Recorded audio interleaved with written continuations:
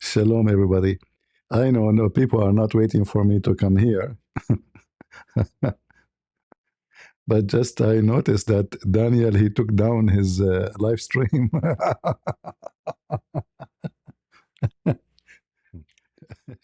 Oh boy. Shalom, everybody. I know, no, people are not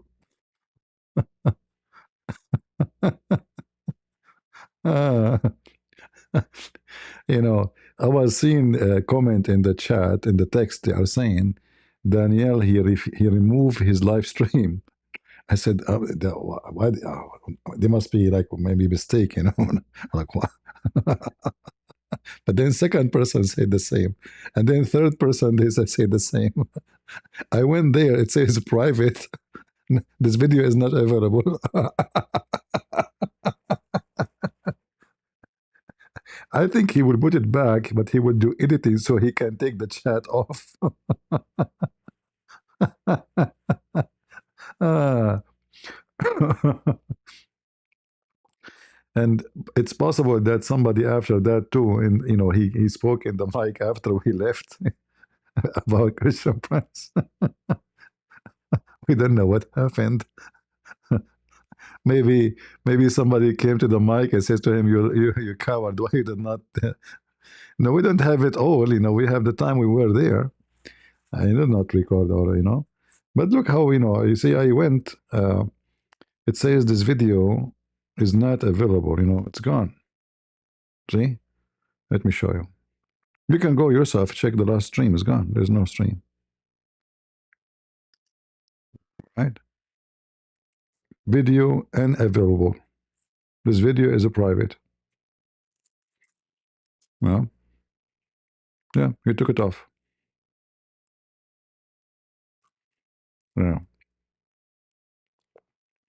Potato. Potato. They are potatoes. All of them are potatoes. So when we laugh at the Abdul, we laugh for a reason, you know. We are a bunch of cowards. Right? I mean, can you find the Abdul? He is not a coward. Its mission is impossible. Yeah, they took it off. But how that will help them, you know, because simply, I mean, it's recorded, we have it in the video. 4 Muslims challenging all together in their platform. They are the moderator. They have no excuse to say he will mute us, he will abuse us, he will not be, you know, fair. They have no reason to do any of that.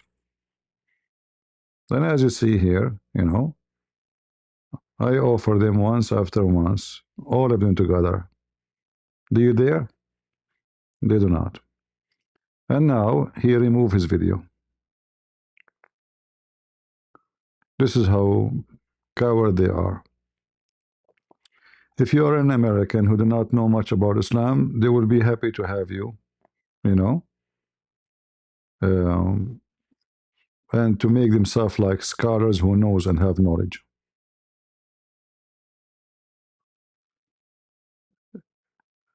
He might have copyright. You mean over my video? Hey, let him try.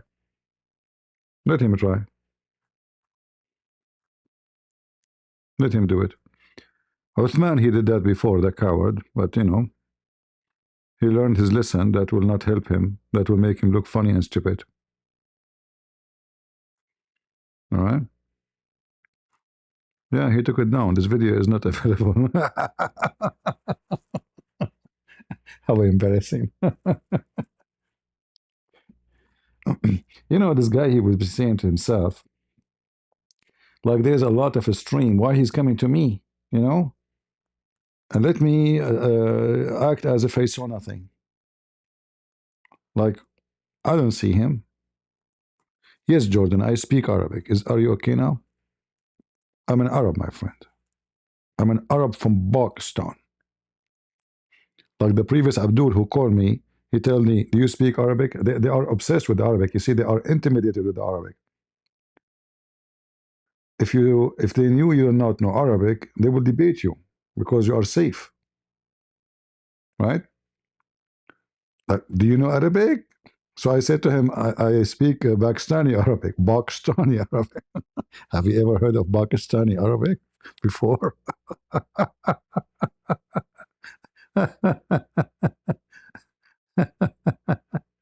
Ah,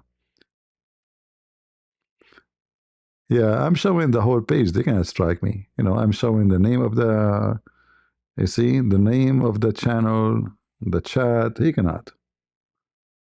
Yeah, let him try. But look how covered he is. Yeah,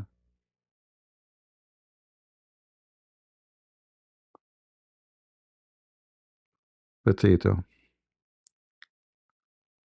So in case for those who are asking, I speak Pakistani Arabic, which is very well known. Like this guy, he claimed that he knew Arabic, by the way. He claimed to know Arabic, but the second he started talking, I noticed that he is not. He does not know Arabic.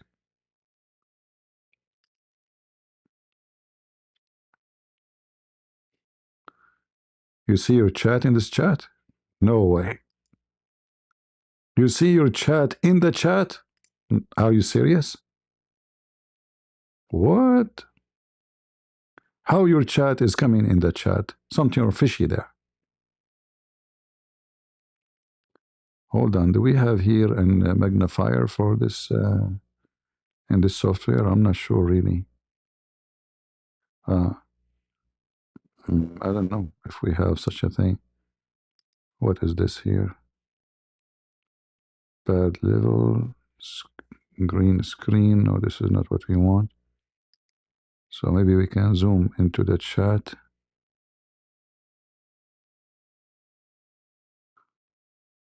Yeah, I'm not sure how, if we can do that, you know. Yeah. But anyway, let me see if I click here, if I can zoom in. No, this is the maximum I can zoom in. But maybe if I do the plus, and you see the whole interest in this, and it's the super chat, you know, the whole idea is super chat, how to make money. Not only the Muslim, by the way. I mean, we want to be fair with everybody. Muslims, non-Muslims, Christians, many of them, they are just doing business. It's about super chat. But none of them have knowledge, and none of them knows what he is talking about. But as long we can make money from those fools, why not? All right? If we can make money from the fool, why not? You know, this is their idea about what they are doing. Yeah. What we can do? It's already finished. No, he removed the video. He removed it. The video is gone. He will do editing, I think. I think he will put it back, but he will do editing.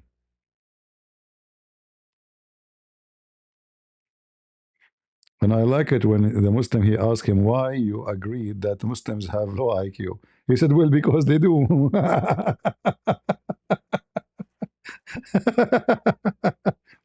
And you know, and since they spoke about this topic, my plan is to prove that he have low IQ too. Honestly, this is what my question would be about. Is going to expose how low IQ he is, because he said he agreed that Muslims have low IQ, as if he's an exception, like because supposedly he's not born in the Middle East. But everyone who is a believer in Islam, you have to have a low IQ. You cannot be smart and you believe in such a garbage.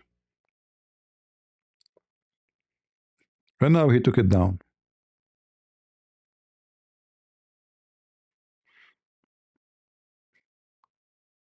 No, no. You see, he is a he make poo, and he is the kind he cannot take it back. Like other Muslims, they, you know, like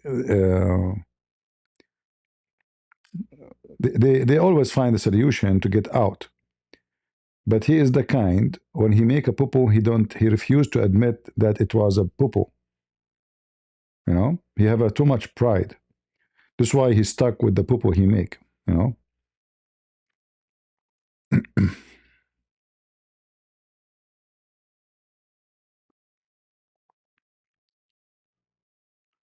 No, even he said in the previous video, like, who is this guy, Christian Prince? He never heard of me.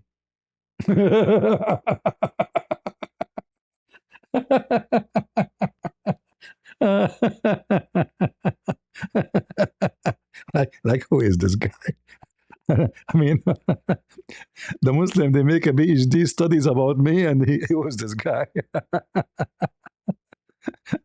The Indonesian Muslim, they found that there's 22 million videos under the name of a Christian Prince. Videos alone. 22 million. And this is entered the year 2020 or 21. So now we are in 2025. So what is the number now? And this guy did not know who's a Christian Prince, supposedly. But you know, remember, he want to debate Hatun. Hatun? He want to debate Hatun? He is willing to debate Hatun.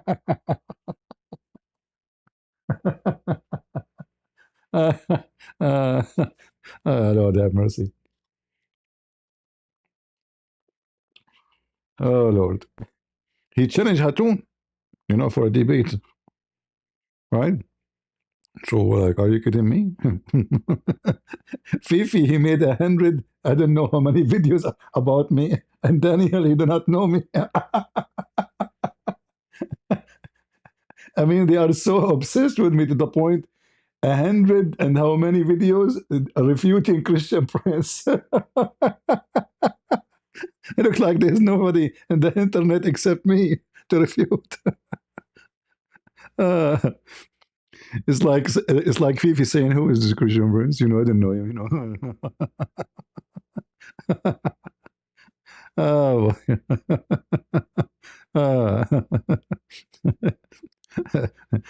Jay, this potato Orthodox, he's a kid. He came here and I made him shish kebab. He watched the video. He refused to talk about Islam. So let us hold on, let us watch your video and let us see what you said. He said, no, no, no, no. I want to talk only about God is the Father. And then he made poo-poo that Muhammad is holy.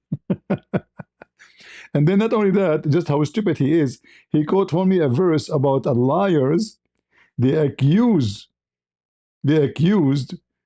people, they are insulting the Bible, insulting the Torah, the holy word of God, and Moses. He quote for me the liars, not even the Bible saying that, to prove to me that the prophet is holy. A zut, a bunch of homo. Yeah, look at the books, guys, behind him. Look at the books. You see at the scenery? This guy is a scholar. Look at this guy. Look how many. I have 0 books behind me, honest to God. I have 0 books. I have books, by the way, but I did not open them for a long, long time. I don't even touch them. You know, they are in boxes. Because why we need them when we can open the book in anywhere in 2 seconds in the internet? You know, all of those is to show. This is show time. If I want any hadith, which one is easier for me now? To go and open Ibn Kathir, take me half day to find the reference, or go in the internet, the reference in my head, I know the text word by word, 2 seconds, I get the reference. Which one is easier? So all those books, they have them behind them, it's just for show. Like, I am a person who have knowledge, all right? Yeah, it's like Uthman, you know, he do not know how to read the books behind him.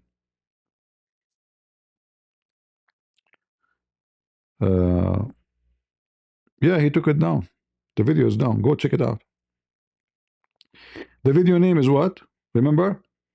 What is the video name? Challenge Muslims skeptic. Is it skeptic or skeptic? I thought it's skeptic. Skeptic. Here it says a skeptic life. See it? The video is gone. And this is the video. It's today, 2 or 3 hours ago. Check it out. It's gone. I think he will do editing. He will take anything is embarrassing in the video, and he will put it back. Especially now we are making video about it.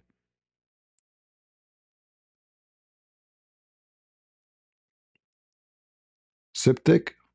No, here it doesn't say septic. Here is sketic. I don't see the letter P. Do you see letter P? I don't see P. It says sketic. Muslim sketic. Maybe my mistake. He made it this way. I'm not sure. Wrong spelling. So it's not only Christian Prince. He have wrong spelling. You know, if I do wrong spelling, English is not my first language. I make a lot of wrong spelling. You know, that's for me. Actually, this is the way you know that it's me who wrote it. But this guy, he claimed he graduated from which university? Harvard, something, I don't know, like suppose something expensive. And he have such a mistake in the spelling. Anyway. Yeah. And challenge, you know, challenge. Actually, I wasn't thinking to go there, but when I say it says a challenge, okay, he's taking calls. Perfect. You know, challenge. Here we go. I accept. All of you together. Yeah.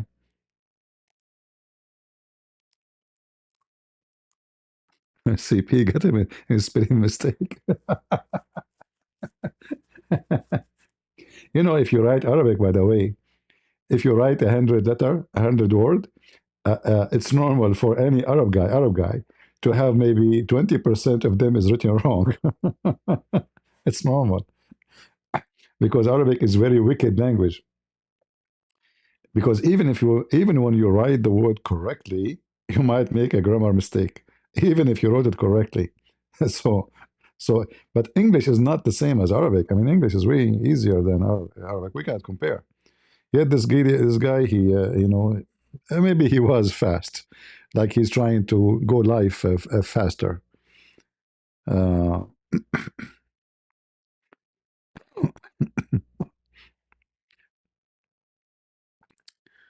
oh boy, the low IQ.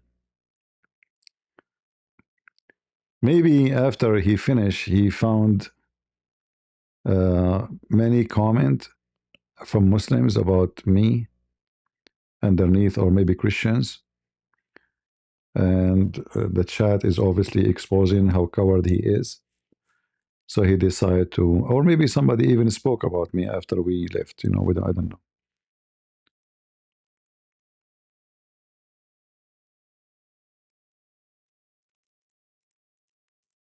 We don't care if they flag or not. I mean, let him flag. We can get him busted. I was there and I'm recording what happened. I'm there, you know. And we did not like copy the whole video. You know, it's just the time I'm there challenging him. And I'm talking in the video. So how he can do, like, if we take a video from him and post it on our channel, that would be a different story. Let him try.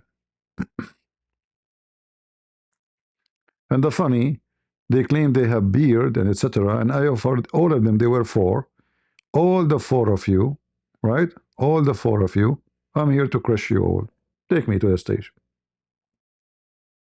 Usually Muslim, they say, we cannot debate Christian Prince in his platform because he will mute us. I don't. I will mute you only if you know, wasting my time, not letting me talk, using bad language. Like wasting my time, I ask you the question 100 times, you refuse to answer, so go. There's no point. So it's their platform, it's their page, it's their account, and he can mute me, he can kick me out, he can, you know, there's no, he is the moderator, three of them. Still they coward. All right.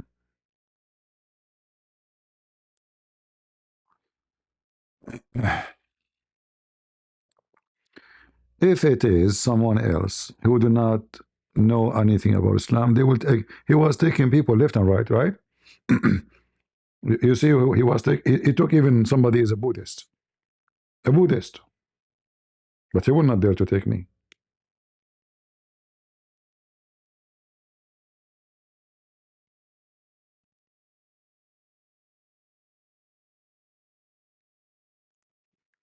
No, don't worry, my friend.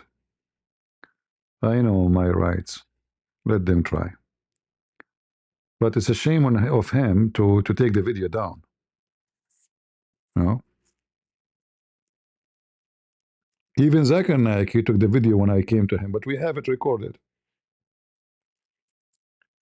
Even Don Detan, you know Don Detan, this guy from Indonesia. Do you know what he did?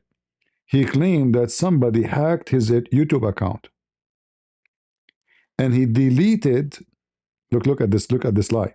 He deleted his lives, not all the videos. I mean, look how nice this guy. He can delete the whole channel if he want. If somebody hack it, he deleted only the life, the last few life, which is including mine. So he don't want to show the Muslims how Christian Prince he came to his channel and he make him have poo in his pant.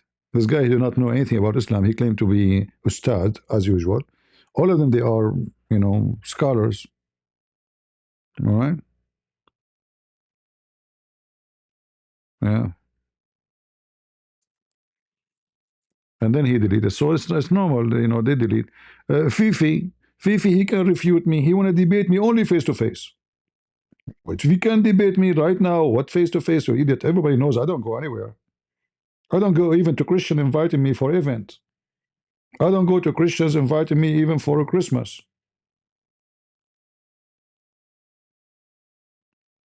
Is that true? Osama Daktok, he called me 100 times. CP, we want to have you. We have a Christmas dinner at church. I say, sorry, you know, I don't. CP, please come. You know, there's people here, they want to see you. We will not. This is private. I said, no. I don't go. It's not about, you know, I don't. Christians or Muslim, I don't go. Everybody knows that. If I go to do seminar. If there's something for me to do, I will go. But not for, you know, just a meeting and having dinner or, you know, fun, or I don't do that. Oh, we have a apologetics conference. You are invited. I don't go. There's only Christian there. I don't go. I don't.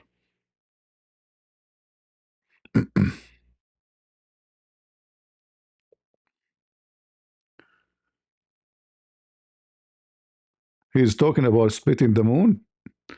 Tell him, a Christian Prince. He said, come here so he can split you two pieces like the moon.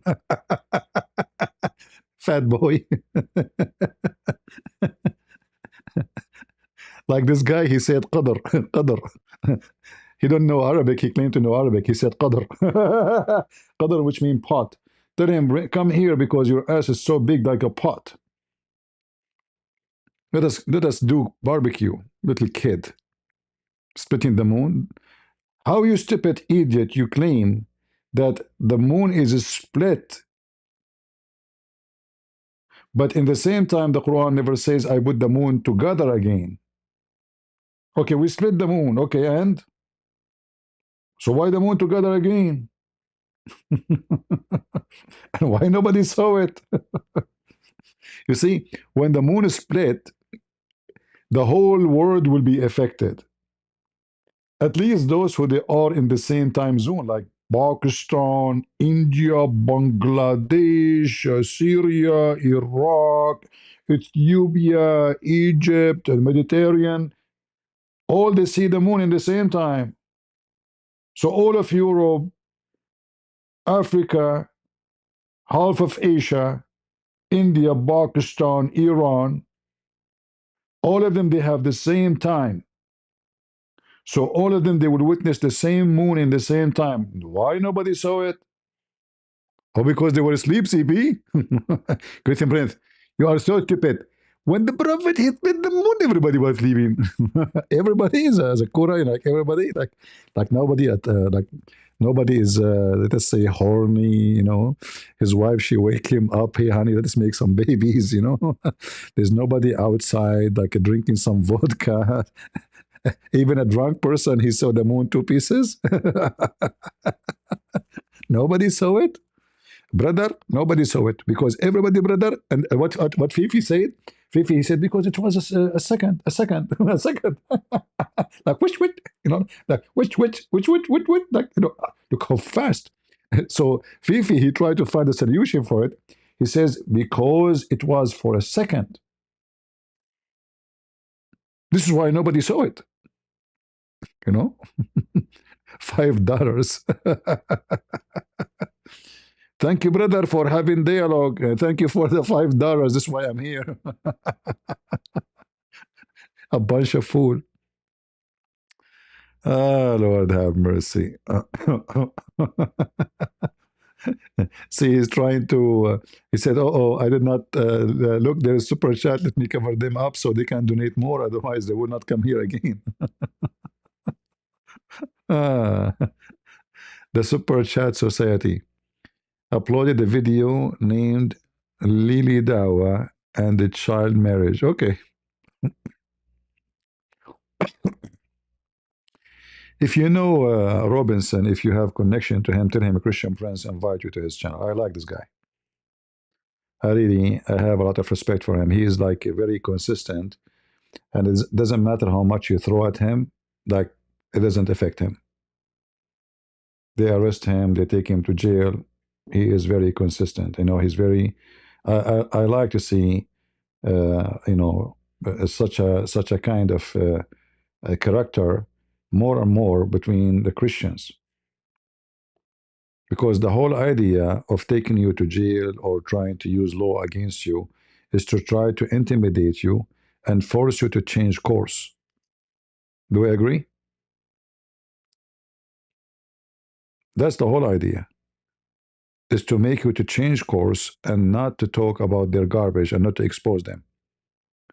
So you notice that this Tommy Robinson, there's nothing will make him change course. You take him to jail, you threaten him, you bring him to judge, you make 1,000 cases against him, it still doesn't make any difference.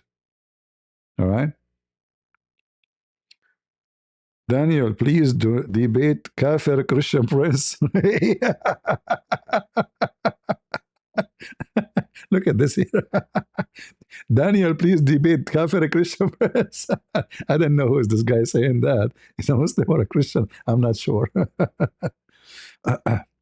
Yeah, so if you know him, if you know Tommy, tell him a Christian Prince, say hello, and I really appreciate him. Even if he don't come here, I mean, I know this guy, he have his own things, is busy, but he's more than welcome. I will be happy to have him.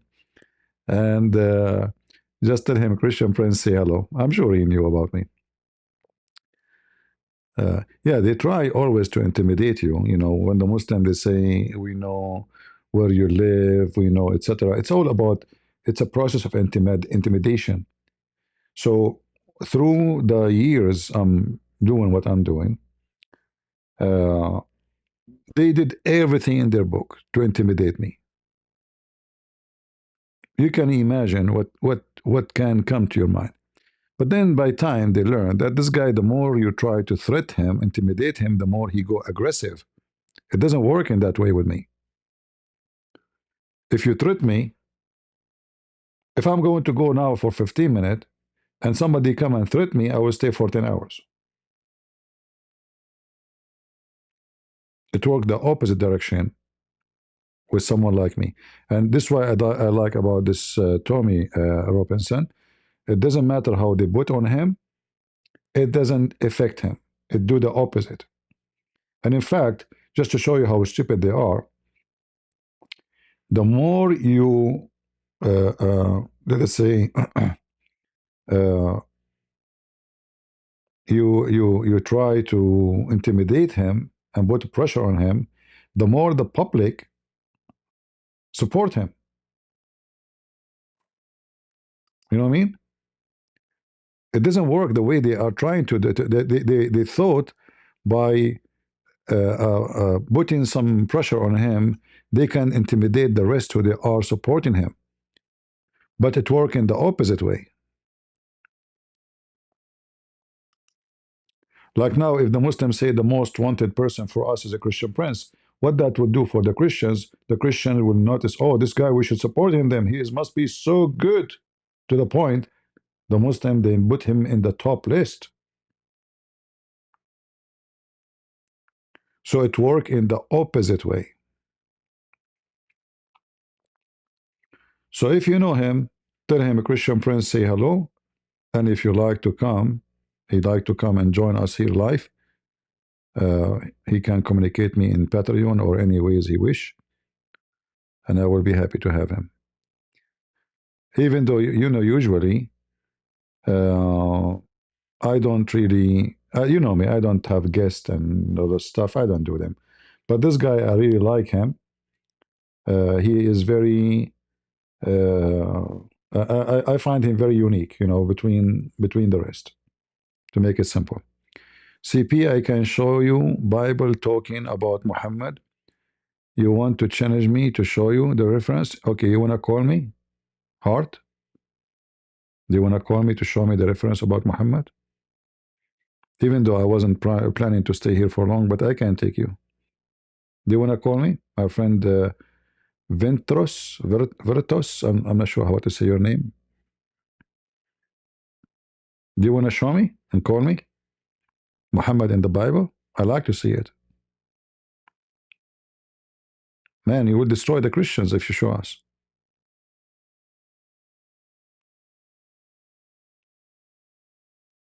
Would you do that? Matthew speaking about Muhammad? Oh, okay. Matthew 24:11. Okay. That's a good one. Oh, you are fishy, fishy. Bad boy, bad boy. All right. I misunderstood you then. Uh,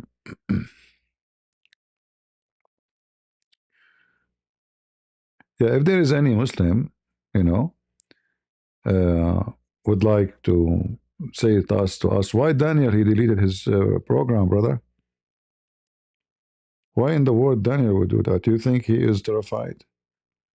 You think he is worried about people will see how coward he is? I know this is very shameful behavior. Very shameful. uh, Let us see. Do we have any message? No. All right. We don't have any.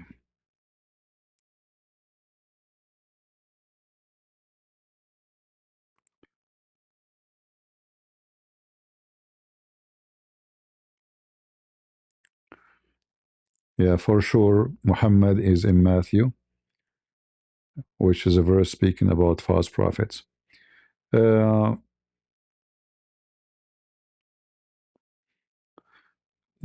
he do have, you know, he don't, it's not about a shame, he have a pride. And he take it, you know, he gets so, you can tell he get intimidated so easy, you know. Actually, if you notice him, when he is debating Christians, how much submissive he is. Like in one hand, he tried to present himself that he have knowledge and he is smart. But the second you put him into a debate, he is extremely submissive. Like when he was debating this Orthodox, what's his name? Andrew. And this guy was really, it's kind of rude. Like, you know, he was saying, stop if in your sister. You notice how Daniel, like his answer is very submissive, you know, like he is so much subdued to whatever the other debater saying to him. In fact, he agree with him. even though he tried supposedly to defend. So the guy told him, you have a low IQ. He did not say this is going to be a wrong study. No, he agreed. Whatever the other person says, he is submissive to the idea. Or what he do, he tried to cover, like to color it. Says, okay, isn't it better to have a low IQ society, but they are following God? Isn't it better? But this is not what the debate is about. The debate is that your religion causing you to have low IQ because of the practice of the religion. And then if you have a low IQ, how you can follow law if you are a low IQ? Low IQ will make you a criminal because a smart person, even if he break the law, it's going to be very hard to get caught.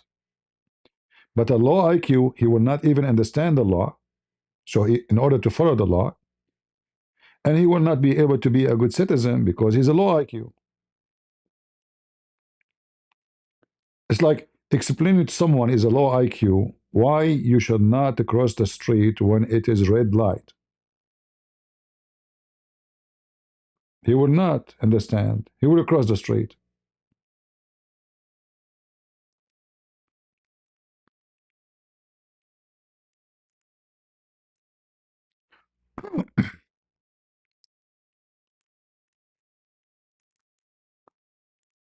Uh, so low IQ doesn't make you a better society. Low IQ mean you will reap.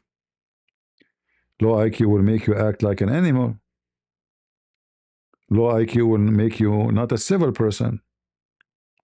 It doesn't stop just to being low IQ like I have no skills.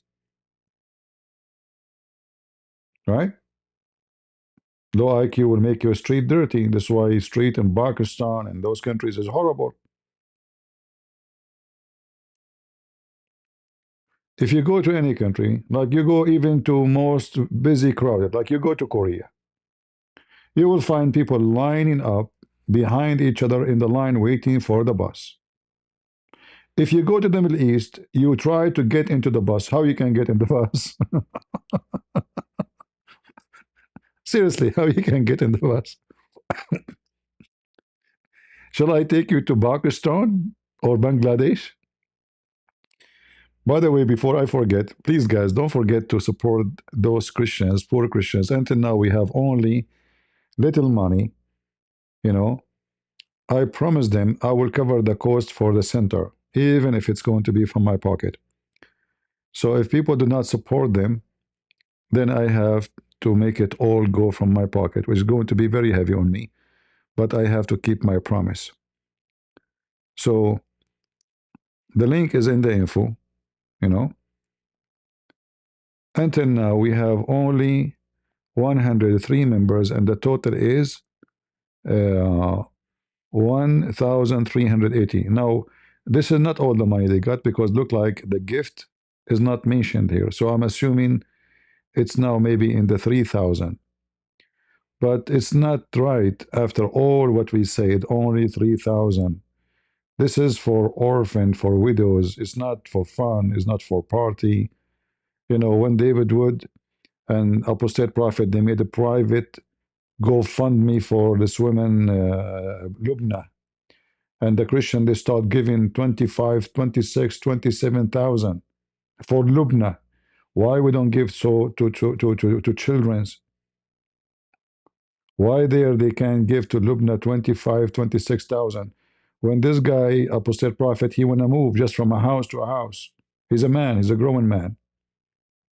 Why people they send tens of thousands, but we cannot get few thousand for them to fix the center?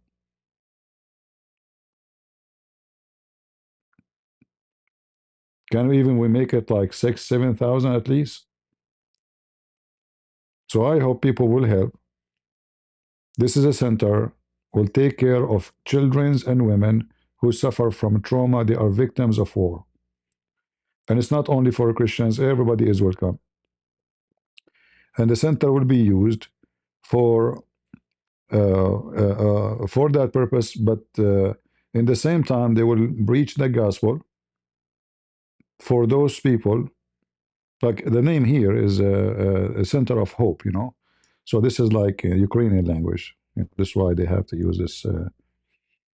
Yeah. I've been there in the center. I went inside this building here, the one you see, they are in the front of it, and you can watch my previous video. All right. The center is owned by the government, but they pay rent for it.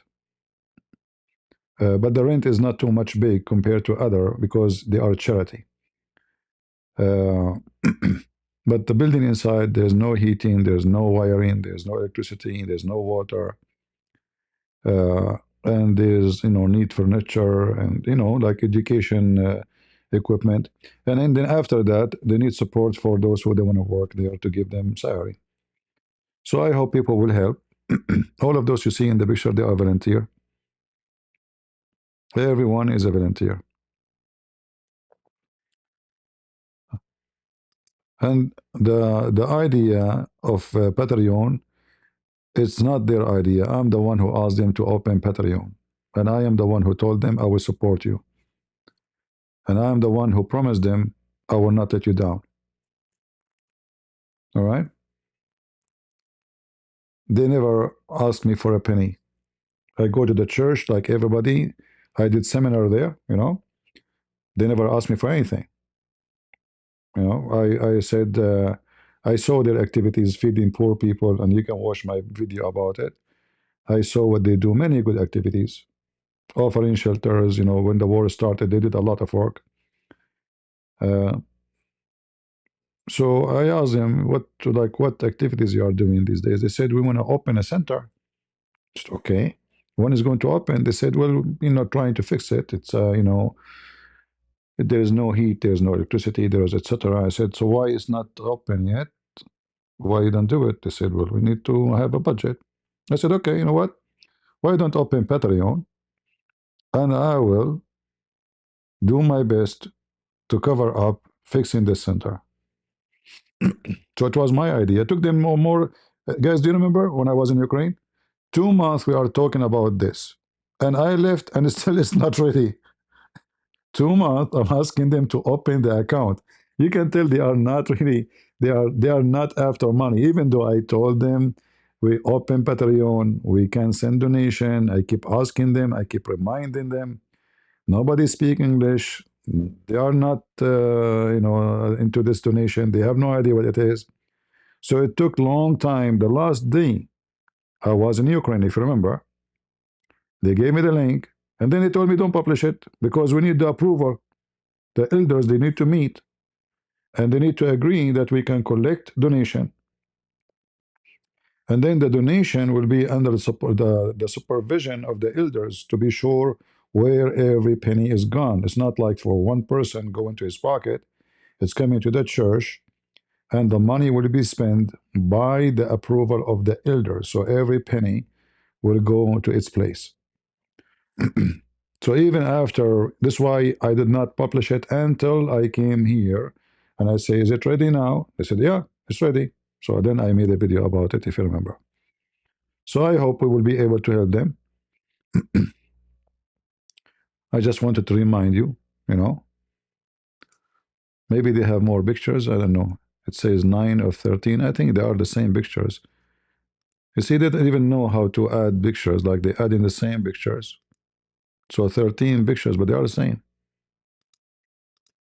Maybe they were adding and they don't appear right away for them. So why it says 913? I don't know. It says 9. Maybe this is in the print.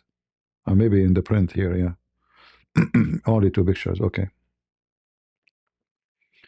So I hope people, and the link is down in the, in the info of my video. All right. And I can give you the link right now in case you are interested to help. Helping children is a blessing. It's an honorable thing.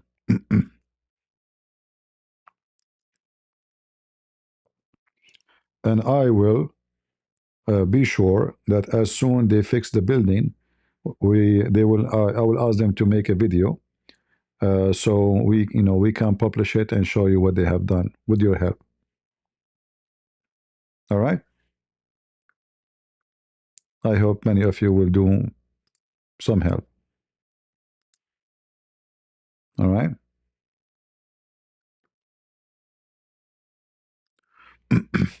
Yeah, they are not into media and advertising, and they are like farmers.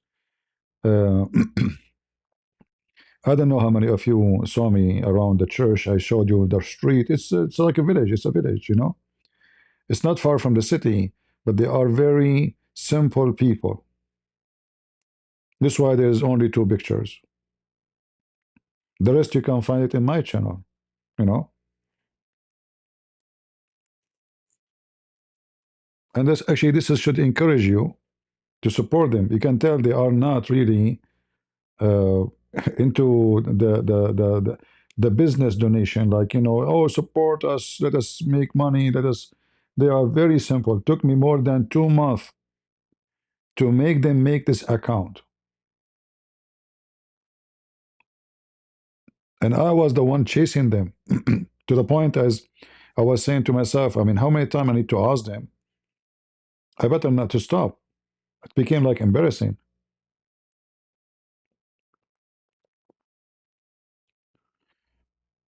uh, so I hope people will help them, and please remind me from time to time to mention them, because I don't want to forget about helping those people. You see, until now 1,380. Now I know that the gift is not showing here, so it's possible maybe they have now 3,000, maybe. I'm not sure. We will see.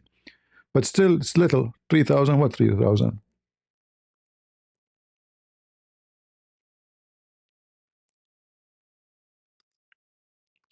All right. Cow dance. Can you donate without becoming a member? Yeah, there's a.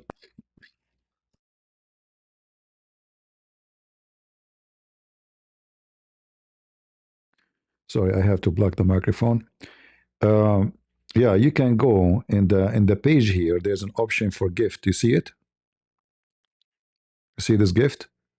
So if you choose the gift, you will donate one time. So anytime again you want to do it again, you can do it again. So member is the one who want to decide to give donation monthly. You can make it $10 a month. Like the whole year is $120. I mean, you spend that for going to McDonald's once a month. So consider yourself buying a McDonald's for a kid, an orphan kid. For sure, the numbers can be more, like I think 50, 100, and you can make one-time donation as a gift, and you put the number you wish. All right.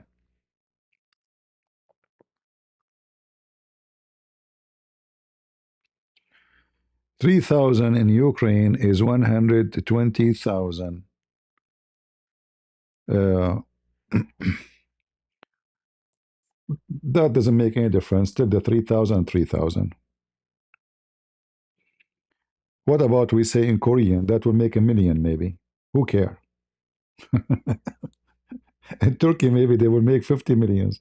Still they can, people are funny.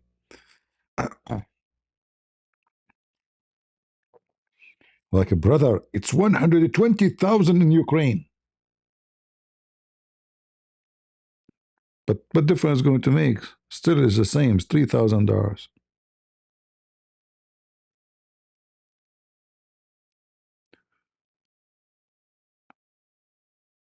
All right.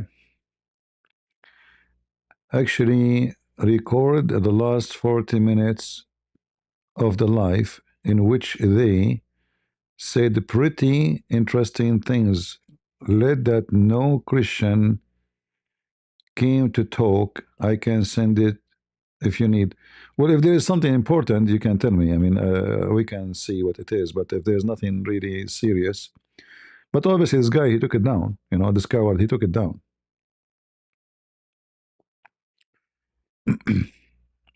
The Abdul, he took it down.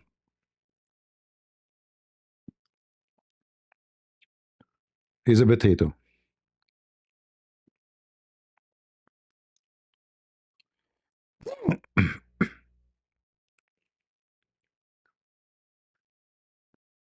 I am coughing because of the acid. You see, when the acid come to my throat, it caused me to cough. And as I said, there's something wrong with the bread in USA. I ate bread like, I mean, non-stop every day in Ukraine. I did not have acid for 1 second. Do you remember the bread I bought? Like it's like almost 2 kilos. Huge, but so tasty, unbelievable. And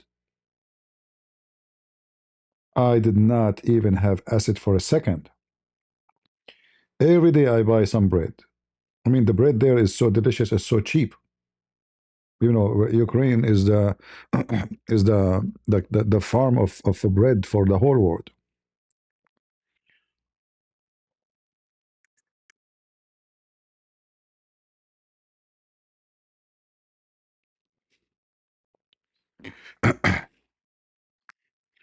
So if I block the microphone, understand that I'm just trying to avoid you from hearing my cough from this acid thing. Uh, Ilhan Omar, she married her own brother. Okay, I don't know. We hear about it. Why the government don't do anything? If it's true, and she married her brother to get paper or to give him paper, so why this stupid government don't do anything about it? It's a good question, right? Even Trump, he spoke about that in his office. It must be true then. So why she is not stripped from her citizenship? By law, if somebody gain his citizenship by fraud, his citizenship is invalid. The judge, they can take the case to the judge and they will strip the person from his citizenship because it's based on false information. Very simple, right?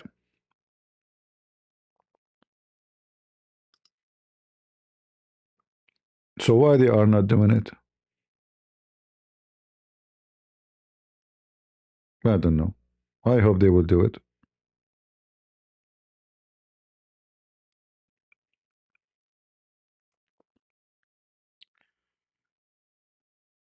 You know, I can feel it in my throat. I know the acid. You know, I like it's not something new for me.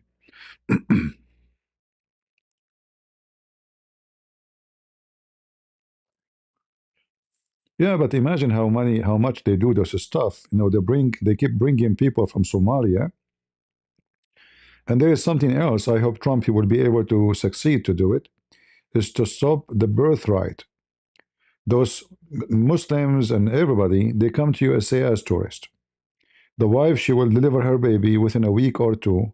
They make it happen when they are coming to USA. The baby is born in USA. He got a passport. Imagine. They go back to a Muslim country. He come back after 20 years. He's an American citizen. This is should be stopped. And I hope Trump he will be able to change it. They are bringing millions of Muslims to around the world, not only in USA, in Australia, etc. By doing this trick.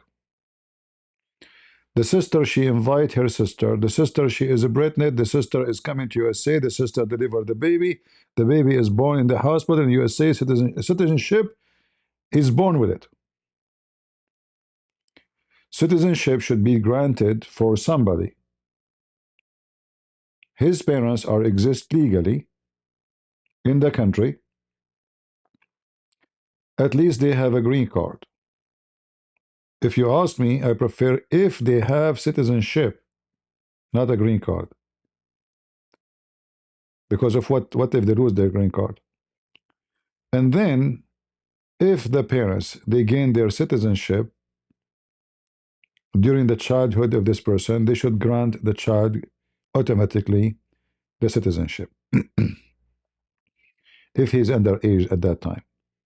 But should not give citizenship for someone just because he's born in the country, unless he is a child of a citizen. All right, guys. Thank you for the advice about this asset thing. Don't worry, it's going to go.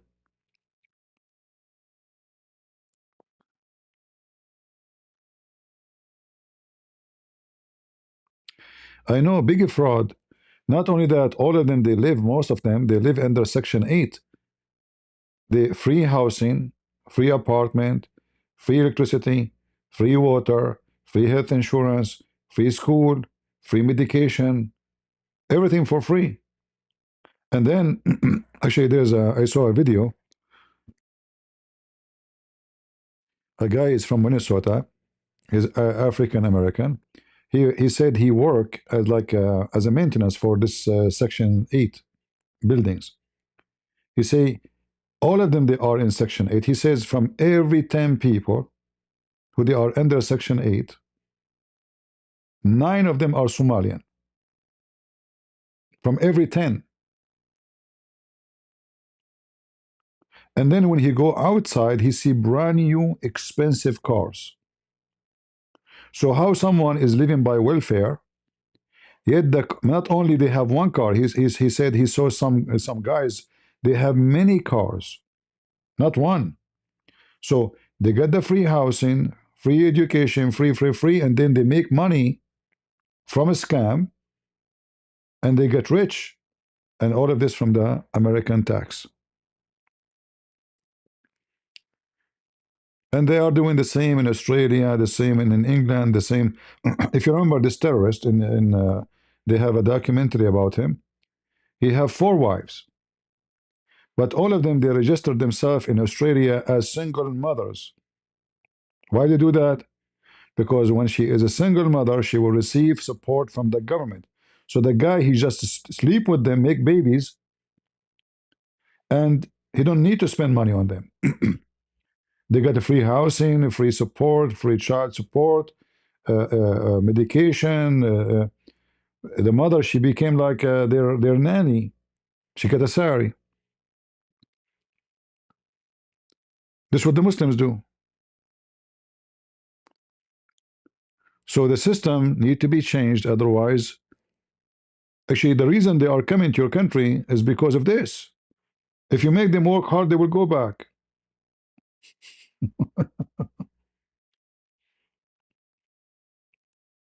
They are lazy people. Those people are lazy.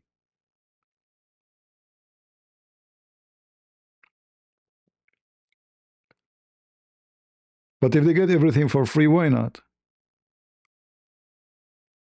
Like now, if you type the word Somalian, you know, you will see how many videos. And not only that, they are talking about controlling America. They make videos about controlling America. We will have Minnesota, it's ours.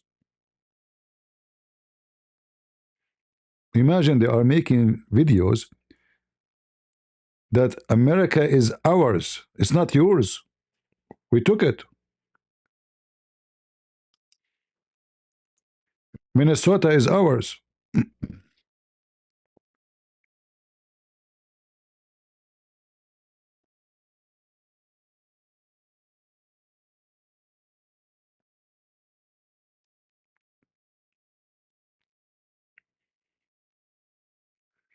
And then whatever money they make, by the way, they send it right away to Somalia. Why?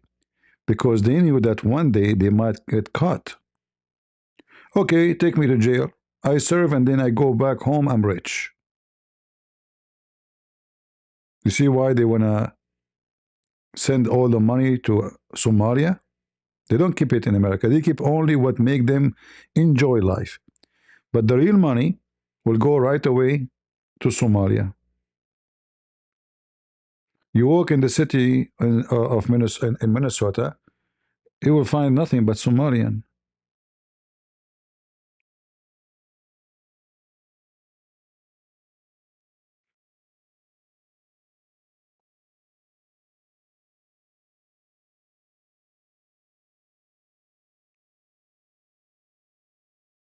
Look at this eyelashes.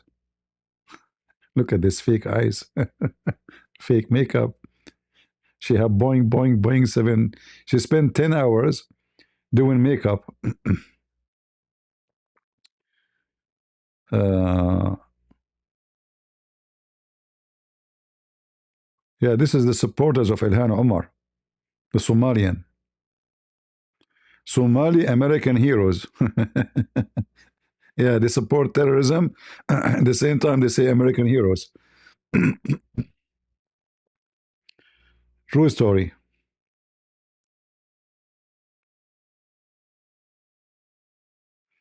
And this guy is crying for Somalian. You know, we send them home and they are struggling to adjust, brother. Here's a man. It was easy life before, but now it's hard for them, and he's crying for them. وائل السري أنا معاهم ملينا دبي أنت اللي وضو باسبوركي ولا قاطي وأنا سوق جرا. When he was in America, he was spitting at Trump. America is garbage. This is, you know, you don't know, but you know, the second you send them home, please take us back, please, you know, take us back.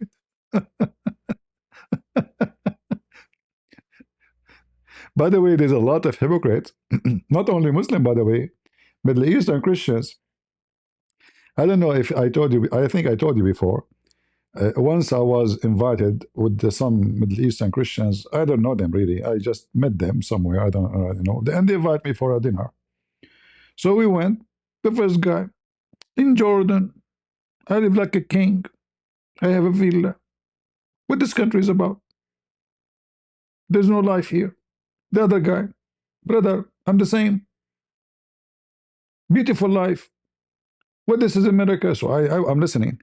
And then I said, they said, why you are not talking? I said, all of you are a bunch of, you know, like hypocrite liars.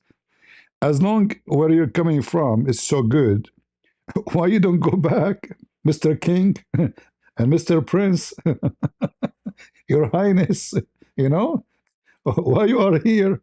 I mean, who is holding you? Like, is the American arresting you?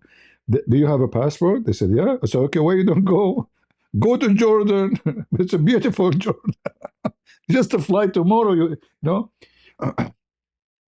So they get so upset, you know, for me, from the way I'm talking, but it's the truth. Very hypocrite. Not only Muslims, even those, you see, the Middle Eastern in general, even Somalia is in Africa, not really, we can't call it the Middle East. But Middle Eastern in general, they are very arrogant, proud about what I have no idea. To come to America, they stand in the front of the door of the embassy for 10 days. They beg for the visa. After you give them the visa, they spit on America. It's reality. This is why, if I am in charge, you know, if I'm in charge of America, I will deport anyone who will badmouth the country. Go back.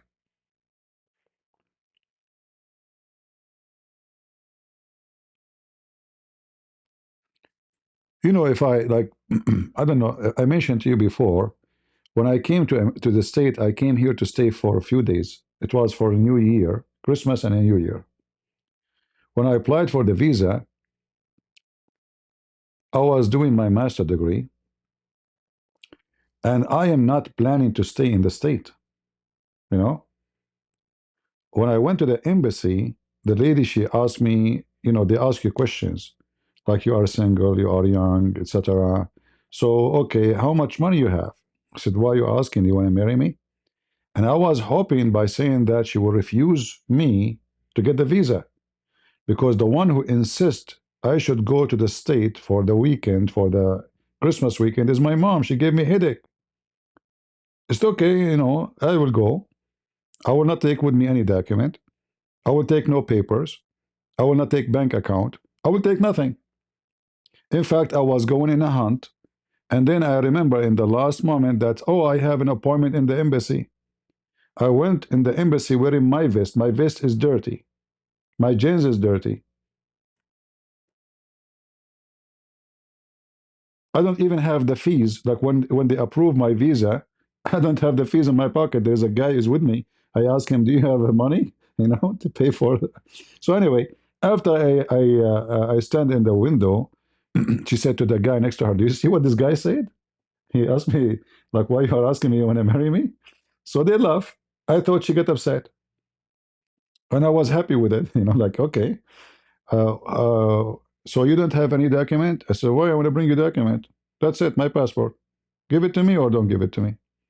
She said, "Go sit down there." Okay, for sure she wouldn't refuse me. I mean, there's people they are coming wearing suit, having Samsonite, driving Mercedes Benz 500 outside. I saw them, and they refused them. I have a dirty hunting vest, dirty jeans.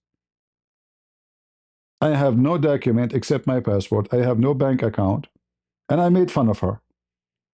So why in the world she want to give me a visa? After 15 minutes, they called my name. I went to the window. She said, "Not to here, go to the accountant." I said, "Why?" Said, "To go to pay for the visa." So what visa?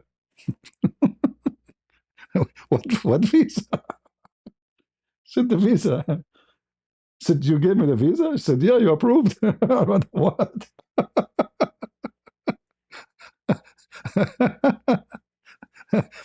And then I went there and he told me, I don't know, $50. I get upset. I said, "What $50, man?" Okay, give me the passport. He said, "No, we cannot. We stamped it already." You give me the money. You have to give me the money. I don't want the visa no more. I don't want to pay $50. He said, "We cannot. We stamp it already. It's stamped. You have to pay the fees." I said, "Okay, take the stamp out." I said, "What?"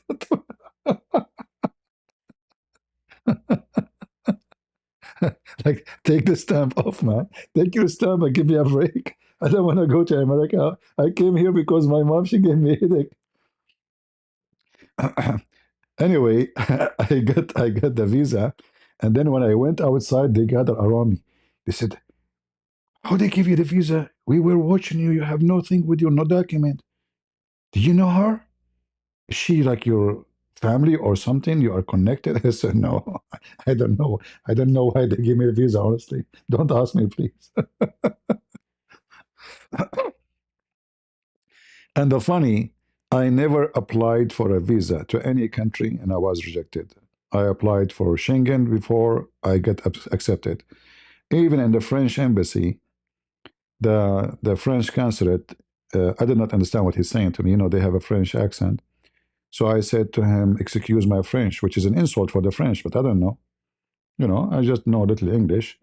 So I said to him, "Excuse my French," which mean I understand later. It's mean, "Excuse me, I'm stupid French." He looked at me. He said, "What?" And then he laughed. And then I said, "Okay." They get upset. And then he gave me the passport. I went outside. There's a visa. I went to the German embassy. Uh, there is two windows, you know, and people they change the line. They are watching who is giving visa, who is giving okay. So the guy he will be watching, oh, he's refusing. Let me switch to the other guy. Maybe he's nicer. Like, yeah, I don't care. So I went to the window. He said, "Where you are going?" I said, "To Stuttgart." He said, "Who you know there?" I said, "Nobody." He said, "Why you are going there?" I said, "Just for fun." He said, "So you do not know anyone?" I said, "I just told you, nobody." He said, "Okay. Well, I think I will not give you a visa." I said, "No problem." He said, "You're not upset?" I said, "Why I will be upset? Give me the passport." You know. He gave me the passport back. The window, I see him, but I don't see the what like the table. It's a window like bulletproof, and there's like a high counter table, and then there's his table. He's sitting down, so I see his head, but I don't see the table. He gave me the passport, and he said, uh, "See you in Stuttgart." I thought he's laughing, you know. Look, what, he just told me he will not give me the visa. And then he said, I see you as Todd. I thought, okay, maybe this guy is laughing. So I went outside and, I went back home. I opened the passport. It said there's a visa.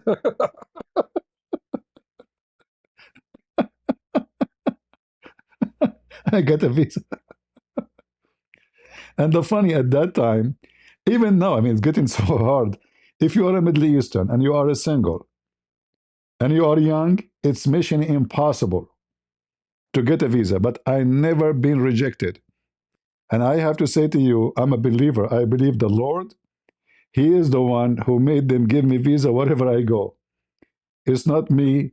I never provide document. I never provide bank account. I never provide that I'm a businessman. I can afford it. Don't worry about me. I will not be a migrant. I never did anything. And I have no intention of migration. Never come to my mind that one day I will be living in the United States of America. I never thought about it for a second.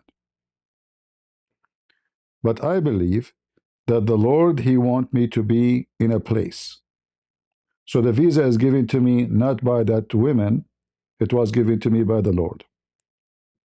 And that's why, like through time, I start noticing that things, you know, especially in my life, maybe not for everybody, maybe for everybody, but I noticed that things happen always and there's a reason for it.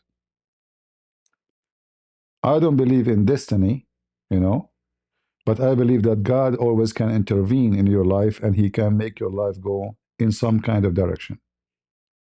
And I believe this is what happened in my case. So what was a trip for 1 week, it became lifetime journey. As simple as that. So those people, they come to this country and they don't love it. I love this country. When I felt this country need me, I joined the USA Army with no hesitation.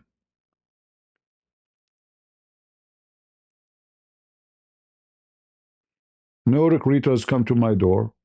I don't even need them for a visa. I have already my papers. I did it everything legally. I went uh, to the recruiting center. I told him I want to join the army. The guy, he says to me, what is your skills? The second he heard that I am a Middle Eastern and I speak Arabic and I have a law degree in Islam and I have blah, blah, blah, blah, blah, he jumped. He called his commander. He said, sir, we have such a person. He asked me to go to the boss office, not to recruiting office no more, because they wanna, they wanna guarantee they will not lose me. And they asked me why you came. I said I like to support the country. I believe the country need me. I said absolutely we need you. And this is how I joined the army. And then I joined the army and I went for training. And during the training, you stay away for some time, right? So I came back, and there is a program. It's called Paltalk. I don't know how many of you remember it. Uh, I found the Muslims, they have a chat room called Celebrating the Death of a Christian Prince. So people, they start saying that, I have some like people who I know in Paltalk. I told them I'm leaving to the army tomorrow, etc. and blah, blah, blah. So I did not show up for long. For sure, you cannot show up. I mean, you are in the army now. You cannot, it's not like you are home. So when I came back, uh, I opened Paltalk. It says celebrating the death of a Christian prince. So somebody told them Christian prince get killed, by the Mujahideen. Allahu Akbar. They told him he got killed in Iraq. So I went to Paltalk chat room, the admins, and I asked the admin, can I talk to you in private? So we went in private. Admin is like employee of the company. It's like TikTok company. They have an admin, an officer in the company. So I told him there is a chat room. It's called "Celebrating the Death of a Christian Prince." Do you approve that? He said, "So what's the problem?" He said, "I'm a Christian prince." And then this idiot, he said to me, "So are you saying you're alive?"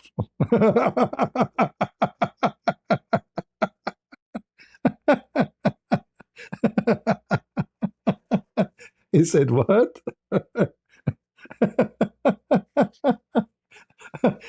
Are you saying you're alive?" I said, "Listen, they have a room. It's called Celebrating the Death of a Christian Prince. Do you allow such a thing?" He said, "What's your business?" I said, "Don't you see my name is a Christian Prince? Look at my name." He said, "Oh, okay. So are you saying you're alive?" you know, obviously he have a so low IQ. This is like maybe what they call it, the DI, whatever, like, no qualification. They hire you just because you are from whatever group. I said, "What do you think? Who's talking to you now?" He said, "No, I'm just asking." I said, "Why you are asking?" "What do you mean you are asking?" Hilarious. Oh boy. Are you saying her life? Is this time you tricked Muslim by saying the Pope stepfather become a Muslim? The stepfather become a Muslim? No, no. Once I went in a chat room. It's an Arabic chat room, big chat room. So I know them. They are wicked and they are mental. So I type, "Brother, Allahu Akbar, the third wife of the Pope and his wife who passed away last year. Today she converted to Islam." All right, the third wife of the Pope and his wife who passed last year. Today she converted to Islam. The Sheikh was speaking in the chat room, big chat room. It's like 800 people. At that time, 800 people in one chat room. You have to pay for it. It's not for free. So they spend a lot of money for this. The Sheikh was talking in the microphone. He said, "Brother, brother, brother, stop, stop, stop, stop. Allahu Akbar, Allahu Akbar. Look what the brother is saying there. Let hop, hop, hop, hop, stop, stop, stop, stop, stop, stop." The third wife, and no, not that only. I said his mother-in-law too. His mother-in-law, the Pope, his third wife, and his mother-in-law, and his wife who passed last year, they converted to Islam. Stop, brother, stop. Allahu Akbar. Look at the news. Allahu Akbar. Victory to Allah and the Prophet Muhammad. The Pope and his mother-in-law and his third wife who passed away last year, they converted to Islam today. Allahu Akbar.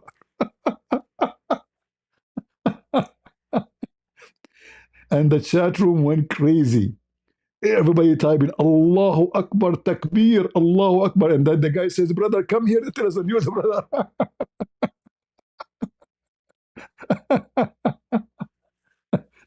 Hilarious, Abdul. And then one of them, he says he's smart, like supposedly after 15 minutes of celebrating victory, one of them, he says, "Brother, hold on. The Pope don't get married."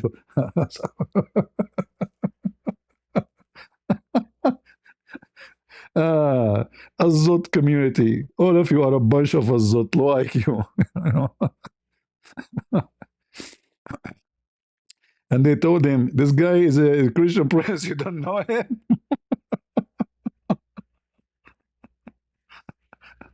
Come to the mic, brother. Tell us the great news. uh, his mother-in-law converted, and the wife who passed away last year, they converted to Islam. How she passed away last year and she became a Muslim today? Abdul, Abdul, scammers.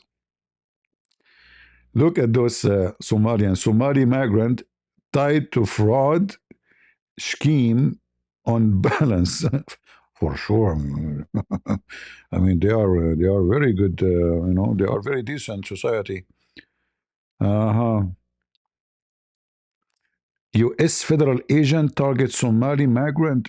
They are migrant, huh? Uh-huh. And how a Somali migrant he have such a nice car?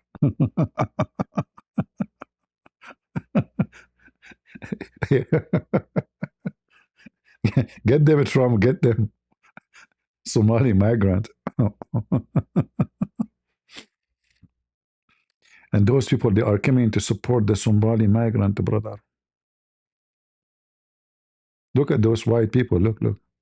And this woman, she have a cross too. Potatoes. Lifty. The lift. Lifty lift. Lord have mercy. uh, Brother Christian Press, I'm a troublemaker. Sorry. So, since I was a kid, I was always like, I do things. Lord, but I have like a lot of stories, memory, about those stupid Abdul. Uh, Once the Muslims, they got me busted. So I like today, like I enter, the chat of Daniel. I used to go and like to install terror in their heart. The second they see me, the chat room will start boiling. So I went to a Muslim chat room, and the guy starts saying, "Hey CP, we have you recorded. You are going to be exposed." I said, "What happened?" He said, "You want me to play it?" I said, "Okay, play it." And then he played my voice saying, "Bring me one Muslim, I get you 5 hamburger." He said, "How you answer that? Now everybody knows how you make Muslims leave Islam. 5 hamburger. Come to the mic, you coward." So I took the mic. I said, "So are you saying to me that you Muslims, you exchange Allah for the sake of 5 hamburgers?" And they went so crazy. May Allah curse you. May Allah destroy you. You have a brain of Satan. You think you are smart? Allah will destroy you. So, hold on. Let me talk again. He put a red dot on me, which means I cannot text. I cannot take the mic. Uh, you just said they are leaving Islam in my chat room because I offered them 5 hamburger. How cheap Allah is. I was joking, like, can you bring me a Muslim to debate me? 5 hamburger. The Muslim, they took it seriously. This is how low IQ they are. And they want to, like, how in the world this guy, he speak to a Muslim after 15 minutes, 20 minutes, 30 minutes, he leave Islam. Okay, we found the reason. He is giving them, he's offering 5 hamburgers. It's a big deal. I mean, for the sake of 5 hamburgers, I will throw Allah under the bus. What are you talking about? For one hamburger, I would do it. Uh, yeah, the old days. Actually, I went to Paltalk in the other day, and it's empty. This program, one day, it used to be super busy, hundreds of thousands. I went, remember I mentioned yesterday, I will go and open Paltalk, maybe we can get some Muslims. I open it, it's empty. Like maybe a couple of hundreds of people there only.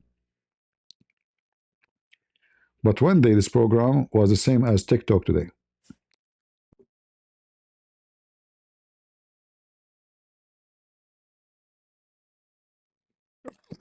Sorry. Actually, I remember in the news they were mentioning that the value of the program is about maybe 600 uh, uh, million at that time. It was a lot of money.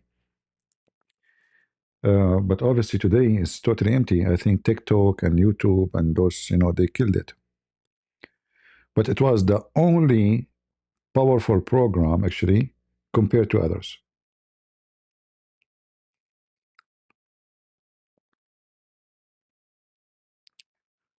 But obviously now it's not. It's lost its glory.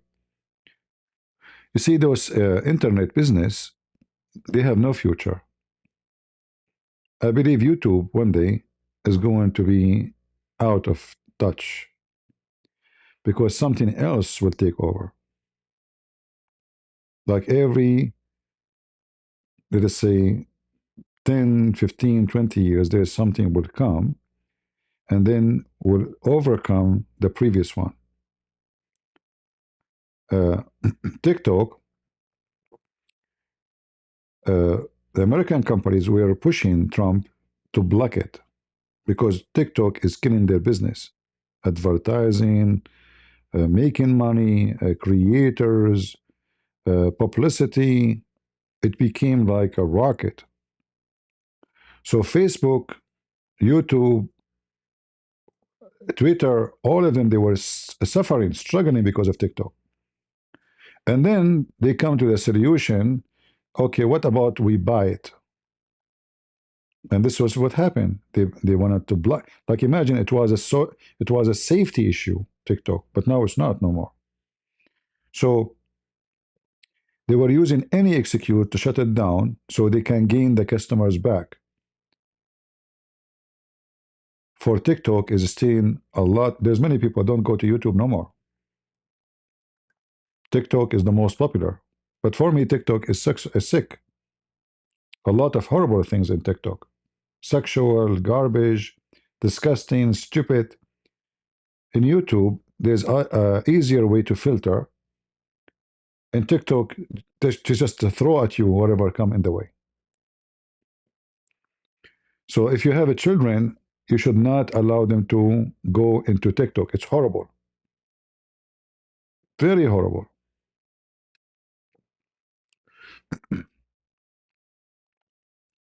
Anyway, so what I'm saying that all those businesses, time will come and they will be expired. Like one day, Netflix became the bomb of the technology. Oh, it's beating everybody. Netflix killed the video stores. Like I think there was a company called Blockbuster or something where you can rent video. They shut down. They go bankrupt because Netflix came to existence. But then now, who is watching Netflix? Nobody. Why you want to pay for it? You can watch 10,000 movies online for free in YouTube, legally. So Netflix is going to go to the graveyard too, because it's not going to be needed. All of those internet business are temporarily, and they will move out of business sooner or later. Blockbuster, right? Okay. Yeah.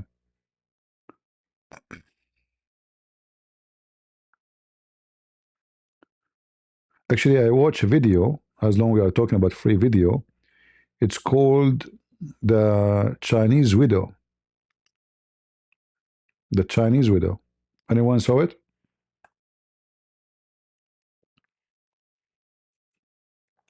It's a nice video, a nice movie. Usually, most of movies is like, it's just, there's no story, there's no. This one was a little bit, let us say, have a meaning. uh,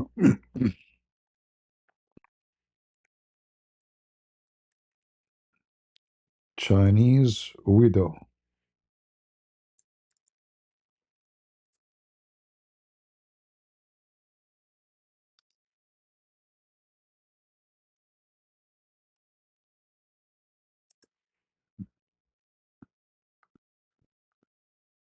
Yeah, you can search it. It's about an American pilot who his airplane shut down in China during the war with Japan.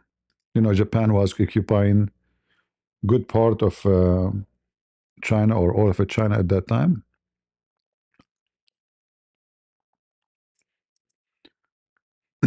So there's tons of videos for free, and they are on YouTube legally. There, you can watch them. Who needs Netflix? And not to forget to mention, Netflix is Antichrist company. They do anything to harm Christianity. They made a video just to insult Jesus. So if you have Netflix, you need to be caught them, because when you support them, they are going to make more videos insulting Christ, more movies. All right.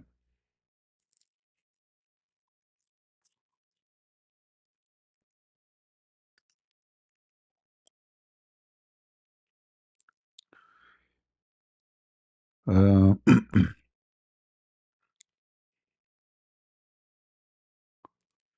who own it? Who own what?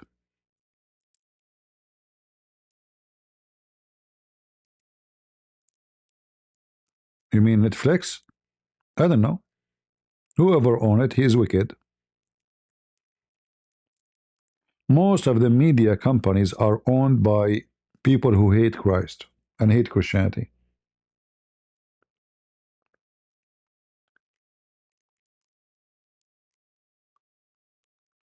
For sure, they will never make a video or movie against Muhammad because the Muslims will kill them. You know, if the Christian became terrorist, then they will never dare to insult Jesus too.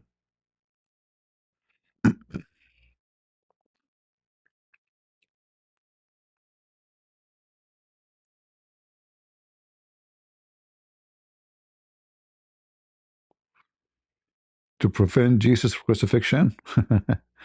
Okay. Do you think cinema is still popular with public? Well, will be depend on culture. You see, this is many things connected to culture. So in an area where people they are not social, I think the theater will not have a place no more. If the area or the location or the territory, uh, their culture is more in social, then theater will stay into existence. Like when I went to Korea, I think as an example, I noticed that Korean are very social people. Like after work, nobody go home. They go to restaurants. So if you open a restaurant in Korea, you are in a golden place because everybody after work they go, not necessarily expensive one. They have a small tables even in the street. They sit there. They stay until 9 p.m., 9:30. Like they go home just to sleep. But this is in Korea. But if you go to different country, the culture is different. So when you speak about a business, how successful it's going to be, you have to know the culture, not only the business. You know what I mean? The culture is very important. You study the culture. Like if I open a golden store, a jewelry store for gold, in an area have a lot of African American, I will make good sales because everybody knows that African American they like to buy gold. This is their culture. But if you go and open in a white community, your business is shish kebab. Nobody will buy it. Nobody care for those big chains and big medals and big cross. They don't care for it. It's not their culture. So culture is very important to understand what is the future of any business will be. It doesn't matter what it is, even if it's about food, even technology. Culture is very important. If you can change the culture, then you can make it fit with the business.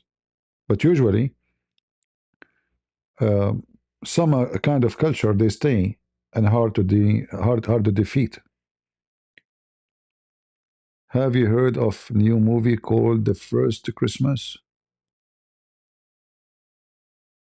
No, I did not hear of it. I will see if I can watch it. If it's good.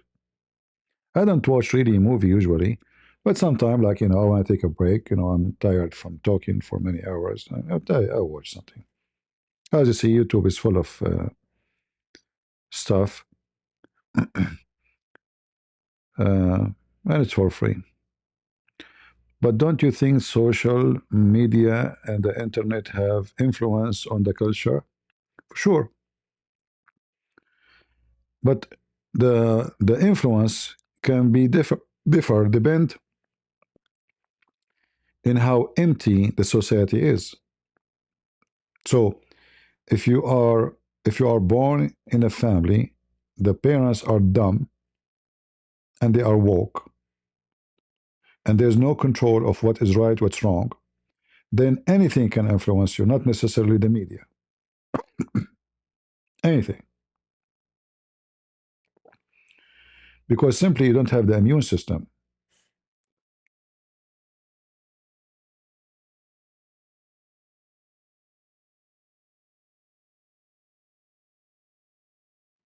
This acid is hurting my throat.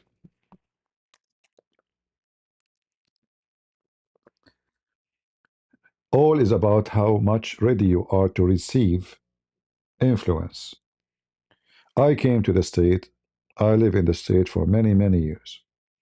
How much anybody can influence me? Nobody. Zero. Nothing changed about me. The same way I was since I was a teenage. The only difference is you learn more, you get wiser, and stronger. But nobody can influence me. Why? Because I did not grow in an empty space house, a vacuum house. Already we are prepared for the world, whatever it brings to us. So we are strong in belief. We know what we believe. We know what is right. We know what's wrong. So if you take care of your children since a very early age and you watch carefully over them and you prepare them for what is coming, all the propaganda, all the falsehood, all the false teaching, homosexuality, and madness. If you prepare them, then nothing can affect them. But if you have just a child who is a puppy, you think your duty is just to provide him food. Your daughter, she became 13 years old, she want to go sleep around. Well, don't expect success in anything because simply you decide to live like an animal and there's no direction of life except your belly, your stomach, and your penis. Life for you is food and sex and party. In this case, anyone can control you because your brain is empty. And that's why, the atheists were successful to control the schools because Christians, they became so much submissive. So if the atheists, they say the world created by Big Bang, no Christian oppose, your son come home, he said to you, look, the book, it says the world created by Big Bang. And this is science. But we know that this is not even science. It's not true. It's a theory. This is not science. Have nothing to do with science. But they force it on your children, and then your children adopt it, and then slowly they start believing that science is true, and your Bible is a joke. And the second they reach that point, then things go loose. Drugs, sex, boyfriend, crimes, and woke. And free Palestine. All right?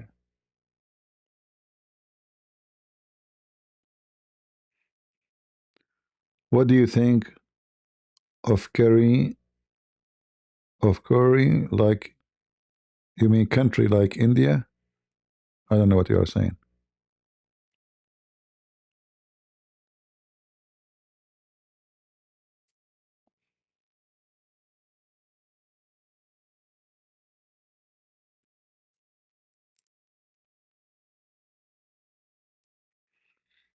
Yeah, I ate.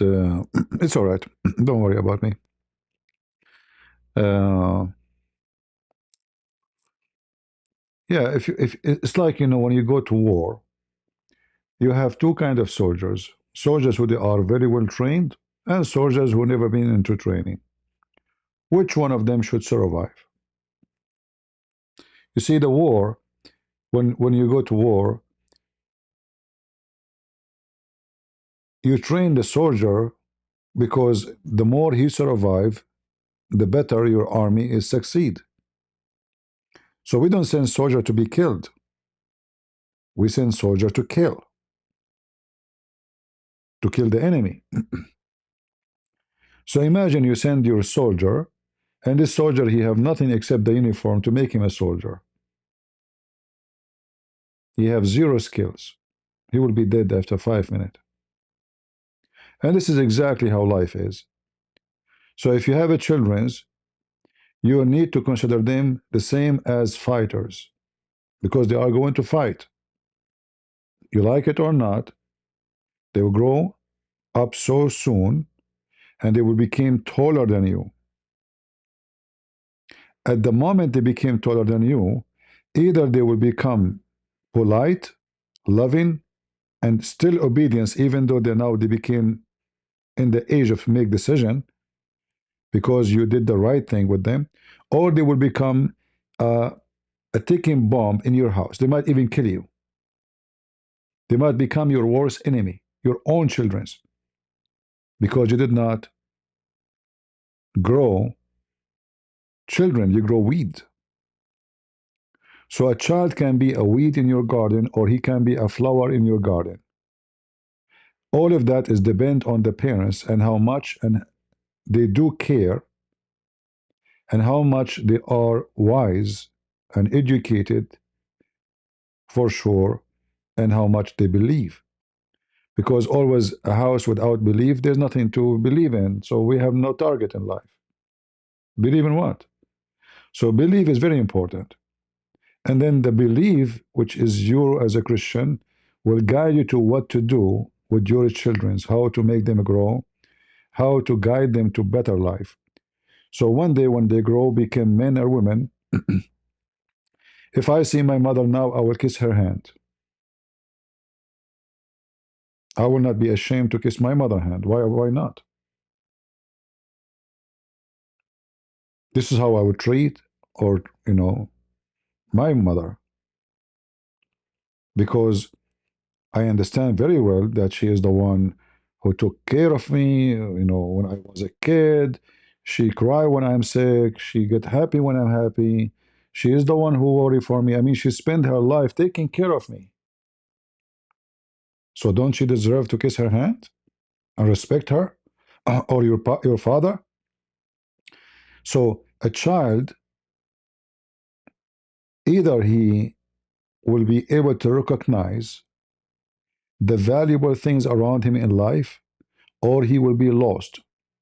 And then he will be cursing his parents, not thanking them. He will say the F word to his mother, not thanking her. He will spit at them. So now instead of having a child who love you, protect you, you have an enemy. Like what happened with David Wood, as an example. A very lousy family. The mother take drugs, the father take drugs, the brother take drugs, the whole family is messed up. The son wanna kill the father.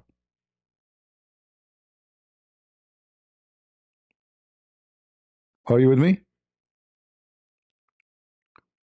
Things happen for a reason. So this guy, David Wood, is a victim of his own family. If he grow up in different family, I believe he will be a different person.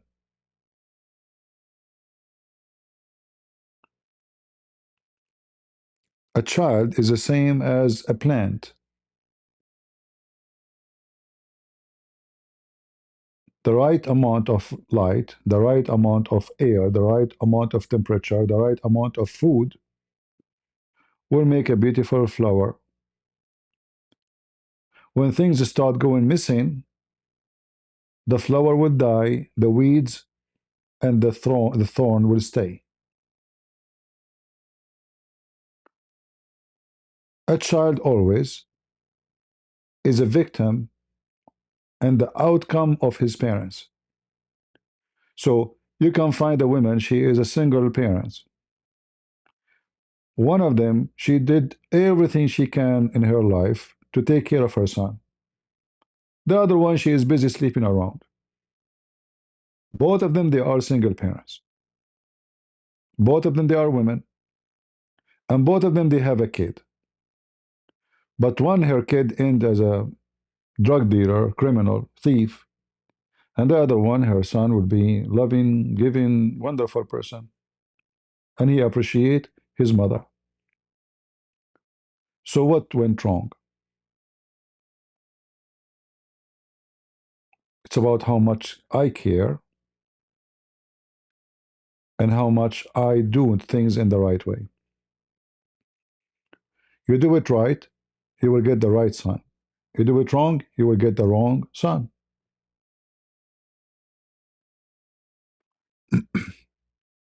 So, like when you make like we were talking about bread, right? So, how we have bread? If you try to eat the bread before you put it in the oven, which means a dough, it tastes so ugly. Try to eat dough. You will vomit. After you put the dough in the oven, the same material you put in the oven will turn into something so delicious. So what's the difference between the wheat, the dough, and the bread? It's just the stages. When you plant the seeds, you harvest, you have the wheat, you have the flour, you make it a dough, and you wait for it until it's ready, and then you put it in the oven, and then you have a bread. So you are not going to eat the bread right away. The bread is at the end. All the stages before was very hard work.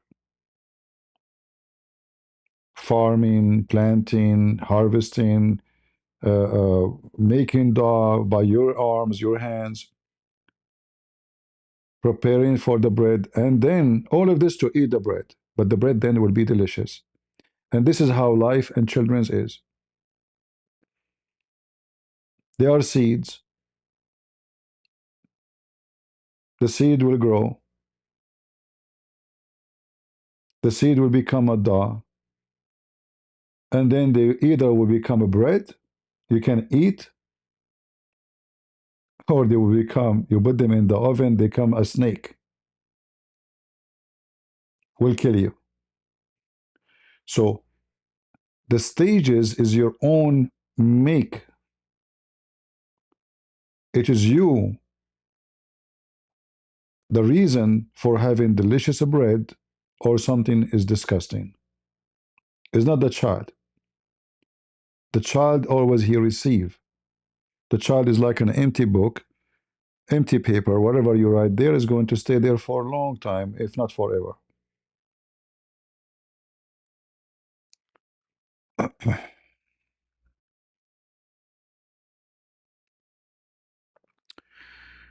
Do you think brother Abdullah Hashim Abba Sadiq is the true pope? Sure, sure, he's a pope. This is why he asked a Muslim woman who is following him to do blowjob for him.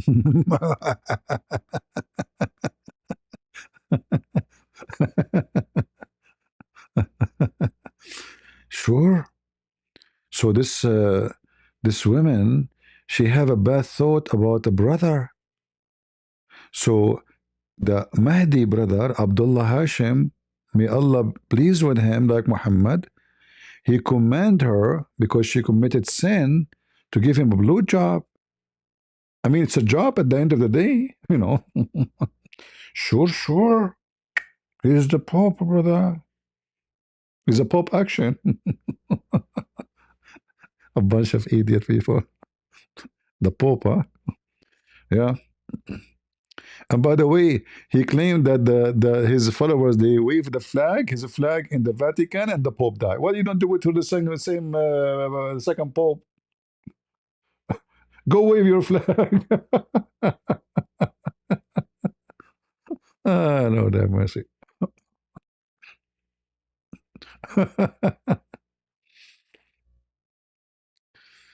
uh, it's a false accusation, really?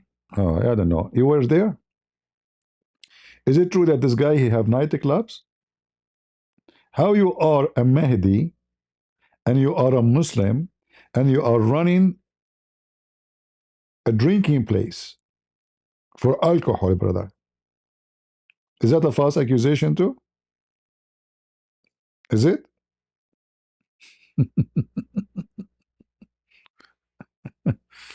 It is false accusation. Sure, sure, absolutely. Yeah.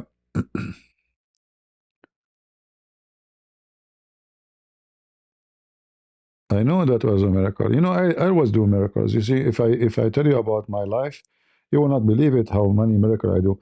There's a bomb in my wall. I click on it, the light go on. Don't ask me how. It's a miracle. I came to America. I saw this thing in the wall. I click on it, the light go on. Many scientists they tried to explain it to me, they could not. And then they give up. So they said to me, you have a low IQ and it's a miracle. You know?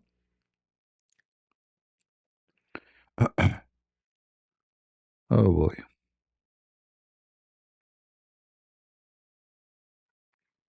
Uh-huh. His nightclub cannot be more filthy than Muslim heaven.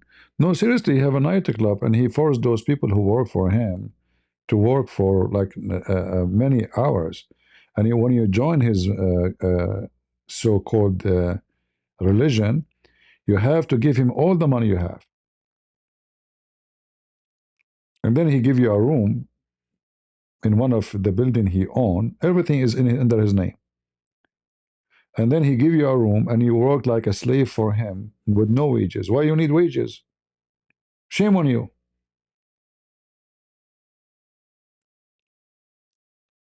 Right?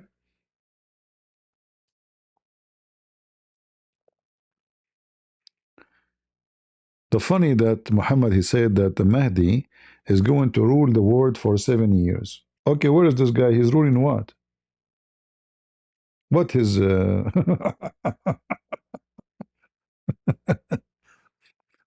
he will come and he will stay for 7 years. That's it.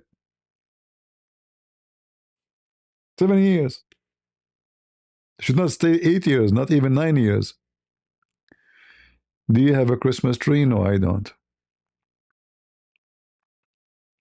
I did not have Christmas trees for a long, long time. But always I celebrated Christmas. It's in my heart. It's not by a tree or light.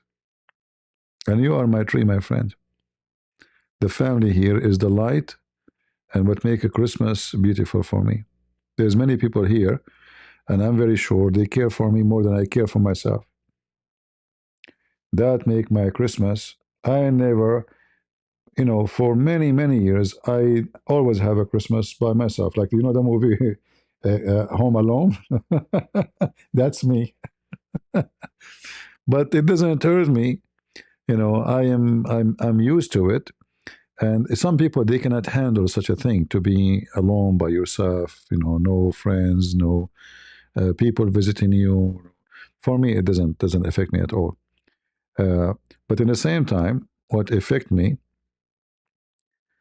that there's many wonderful people here. They really care for me, and I know they have a lot of, not only care, they consider me as very important person for them, and they are important for me too. Uh, and that make you feel that you are part of family, and you are not alone in this earth. For some time you feel like, I mean, you think differently, you take things seriously, and then you find yourself like you are kind of maybe the only one in the world who think this way. I mean, you are taking, like in Arabic we say, the person who carry the ladder, but in the wide way, like you put it in your shoulder and you try to cross the road. You know what I mean? It's going to be very hard. Like you want to go inside the door and you have a long ladder on your shoulder. Like you don't put the tip of the ladder inside the door to go through. No, you have it in your shoulder. So sometimes you feel like you are doing that and you are trying to enter in this world with this ladder, and it doesn't fit anywhere. But then when you see those people who really support you and they care for you, you find that your ladder is in the right place and it fit. The wide gate is the hell, the narrow one is the opposite. So there is people who take the easy road, and there is people who take the hard road. The hard road is when you struggle to be opposing everything false. And everything around you is about false. Like now, it's Saturday night. If we go in anywhere downtown, nightclub, dancing, drinking, you name it.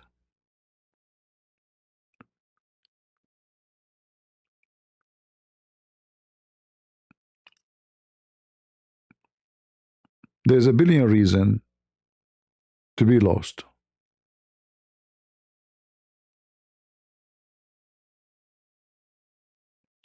So you choose what you want to be in this life. And then always there is people who they are fit with you. Uh,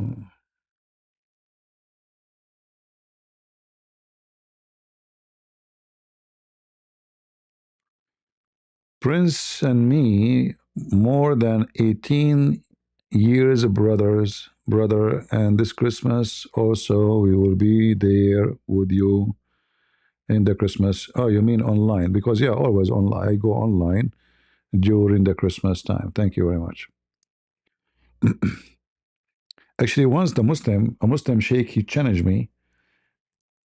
Like I offered this guy a challenge to debate, right? So it's embarrassing if he say no. So he said to himself, "Okay, I will debate you in December 25th. It's a Christmas day." But he was expecting me to say no. It's a Christmas. It doesn't work with me. Uh, I'm ready for it. A Christmas, a New Year, I don't care. You know, Abdul, I am here for you. Take it or leave it. Yeah.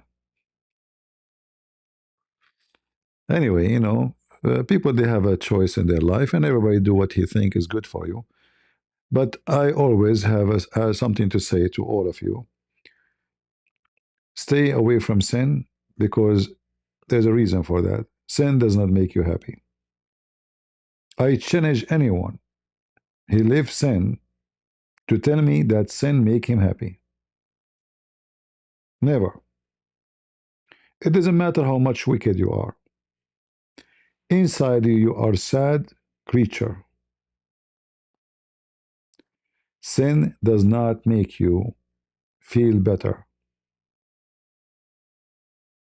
Sin kill happiness. And I assure you that.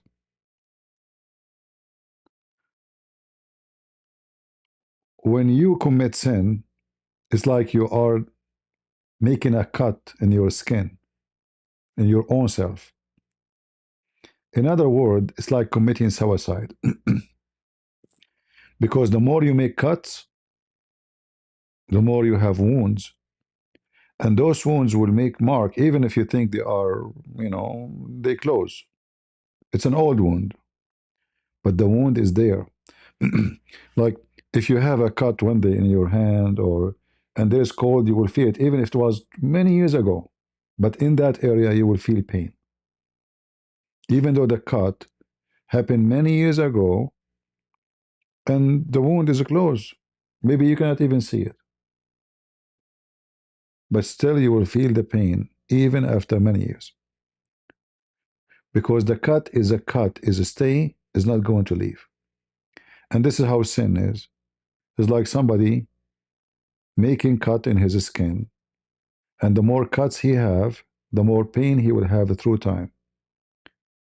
And that make it come to a point where you will be so depressed, so upset, because everything around you is a failure. The sin life did not accomplish for you a family. Maybe you have many kids, but they are not family. Maybe you have many women, but they are not your wife. Maybe you have many buddies, but they are not your friends because they are sinners. The first thing they will betray you. They think about themselves. A sinner is a selfish person. He cares for none except how I can be having a happiness because he's desperate for it. That's why he commits sin, actually.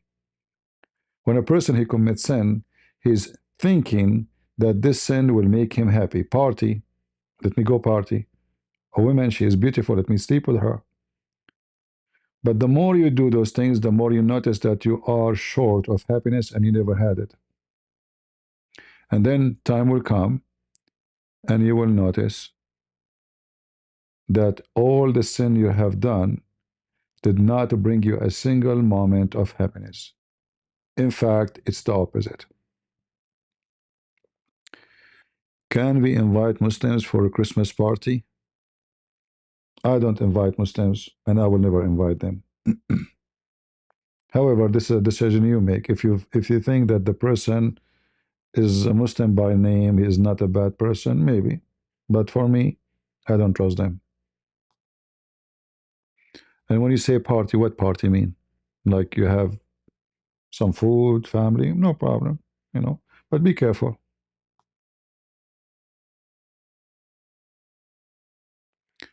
Have you seen TV7? Maybe. I'm not sure.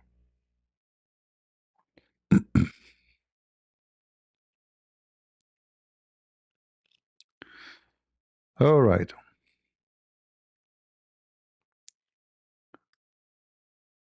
Uh,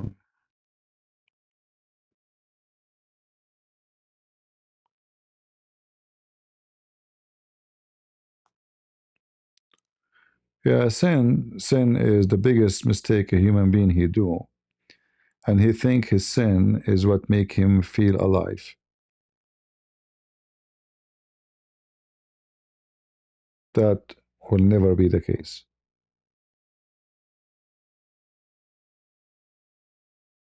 Your sin always will chase you.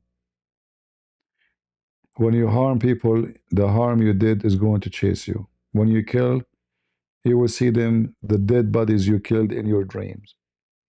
When you rape, you will remember the face of women you rape her, screaming at your face.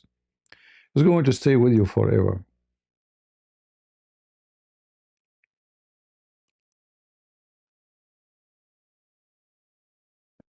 I wish my English skills is better to explain it to you, but sin is like a leech, and this leech is attached to your skin. You cannot free yourself from it,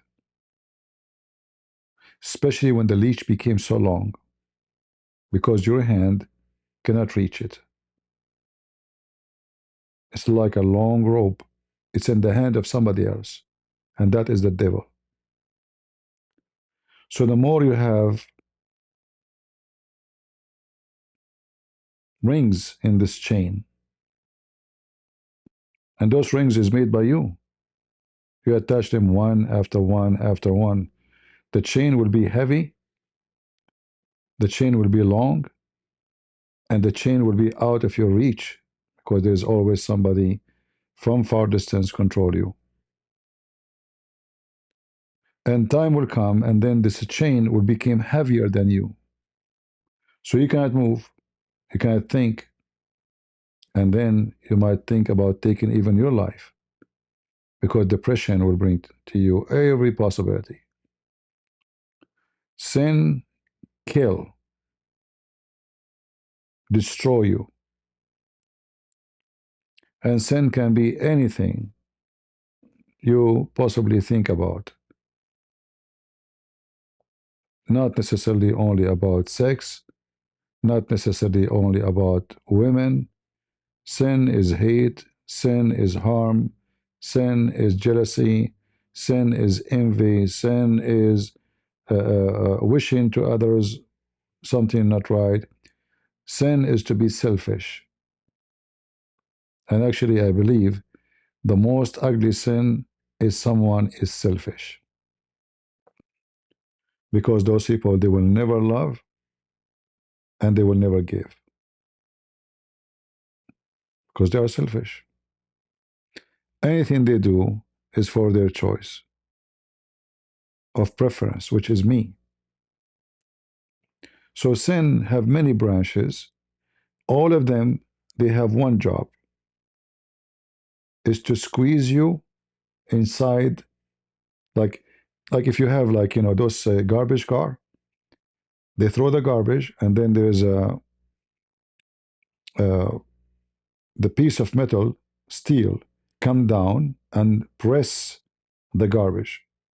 Keep pressing, pressing, pressing until the garbage became so thin. The garbage was so big,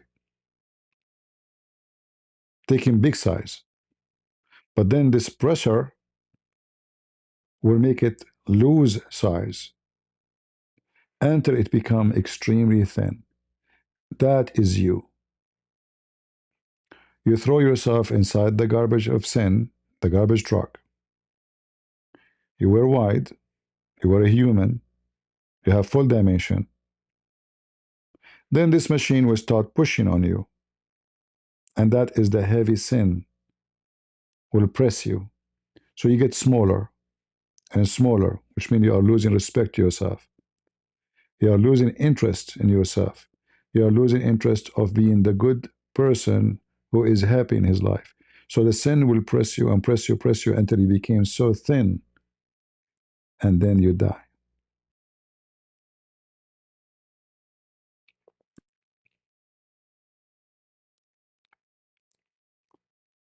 So don't be a garbage person who will be thrown into a garbage truck. Do you listen to Dr. Jordan Peterson? No. I heard him when he have interview with maybe Hijab, and I don't know, but I believe that this guy, he is maybe smart. I'm not sure, but I believe he's a failure in the same time. Like his daughter, she is weird. I mean, this guy, he claimed to be philosopher or whatever, but he gave advice to people. Yet his daughter is his daughter. Check her out. I don't think he is successful, but I did not hear much from him. He might be smart. I'm not sure.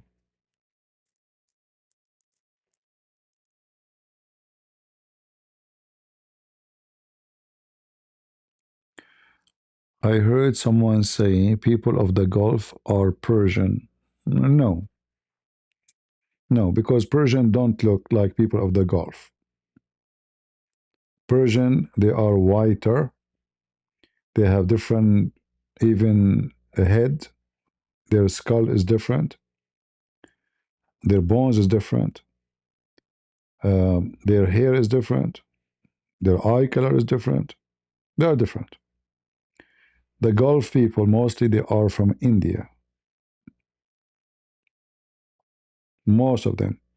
The only place maybe we can say have too much influence of the Persian is maybe Bahrain. But not too many, you know, right now.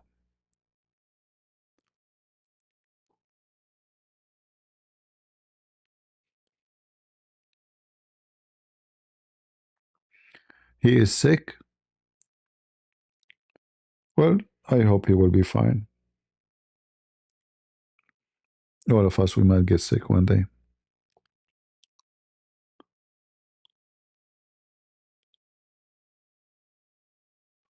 Well, good to hear that he saved at least 1 million young person, but how you get those numbers?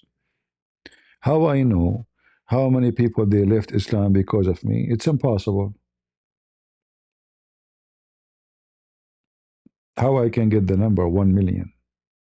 Like, who is the one giving the data?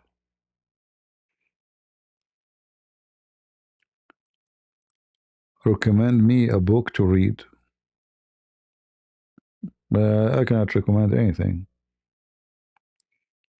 You see, books you read is depend in you as a person and your needs at the moment.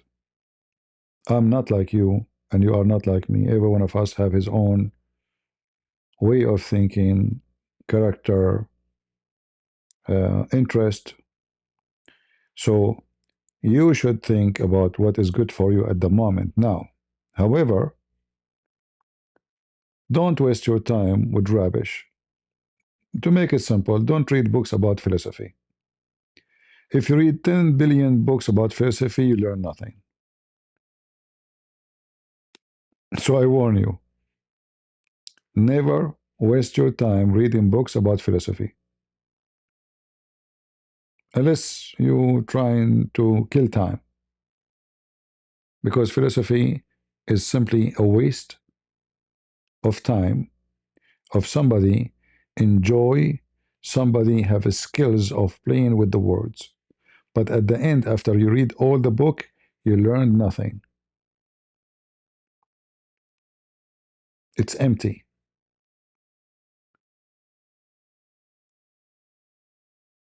You know, when I did my exam for high school,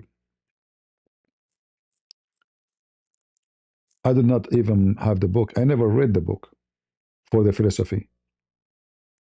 I went to the exam, I get 100% from 100%. I never attend the class. I never bought the book.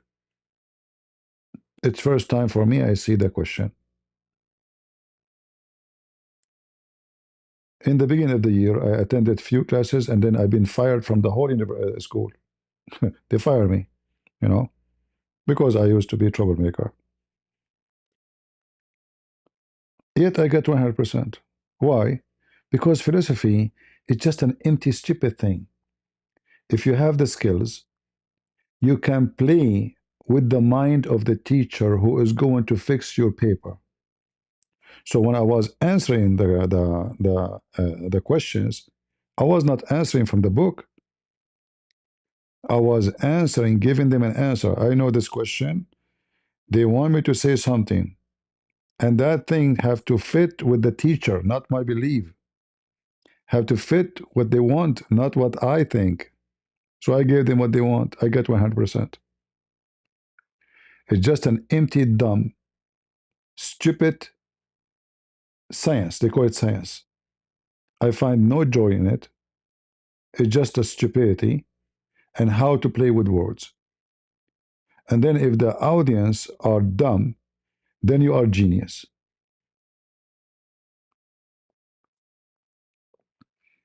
I'm not sure if you understand what I'm saying. Not because you are not smart, but because my English is not good enough.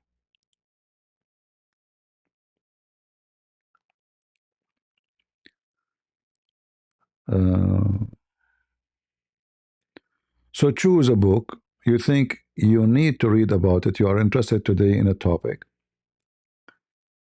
but always be careful to choose something can be useful for you tomorrow. Not something is a waste of time. All right.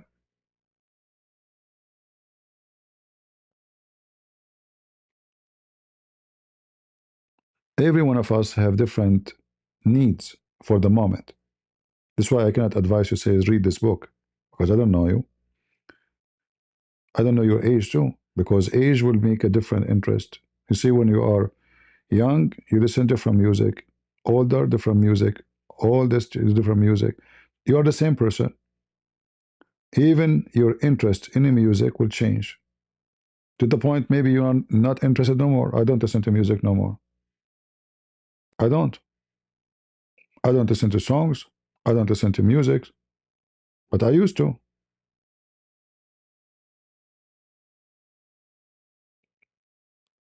So your life will go through process, and you have to deal with that process of you being abrogated from the yesterday to tomorrow. So if I want to read something, I have to read something. I should read something interesting me today, but in the same time will help me for tomorrow, not to kill time. What about history? Depend in which history too, because every territory have different history.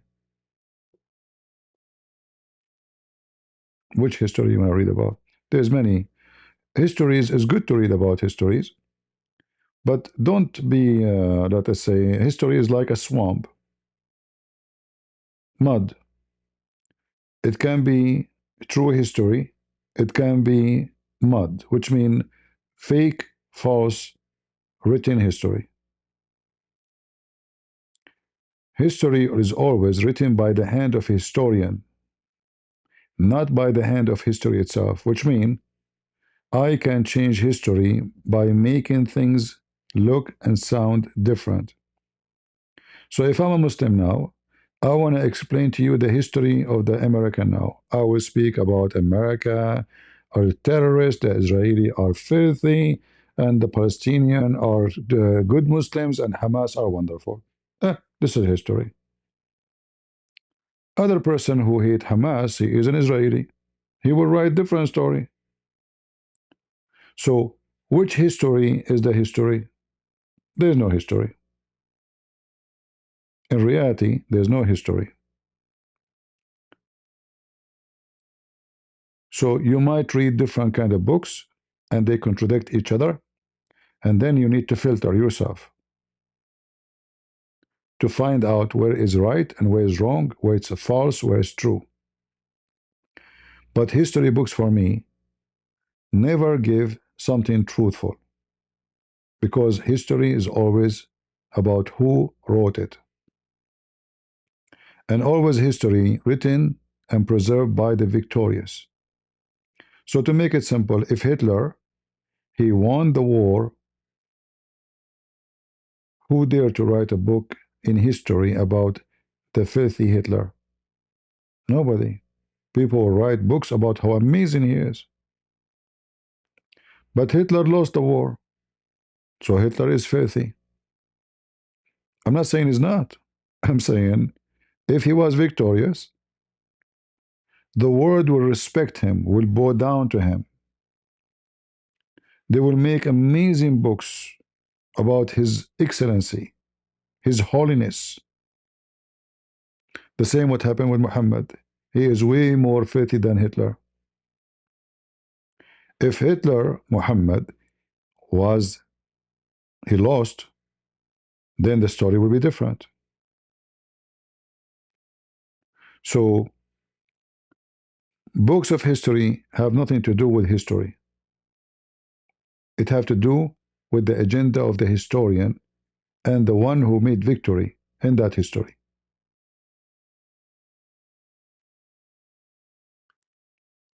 So I don't take historical book seriously.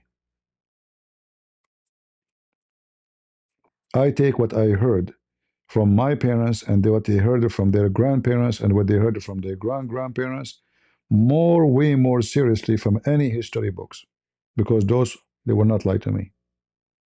They live the history and they give me the history of my ancestors.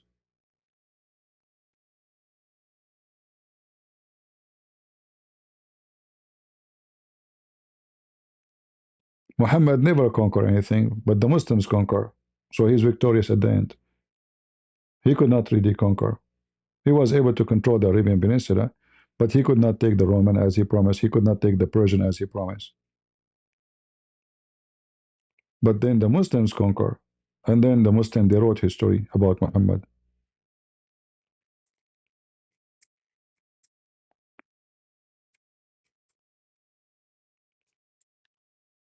If Hitler he died, but then the German continued the war and they won the war, so Hitler could not do it. The German was able to do it. If the Japanese were able to defeat America in the war, do you think Japan today will be the same? No. Japan today is very humble. But Japanese, just 50 years ago, they are very arrogant. They chop your head for any reason. They killed millions of Chinese. The same for the Korean. They killed they killed a lot of Christians in Korea. Very ugly history. You go now to Japan, they are very, they are very submissive, friendly. What happened? Because the war broke them. They've been defeated. Their arrogant is defeated.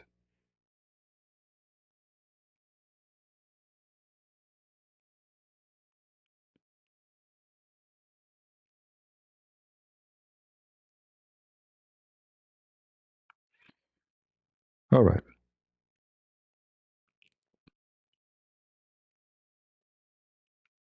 Yeah, for sure. Reading the Bible. He's talking, I'm sure, about other books, not about the Bible.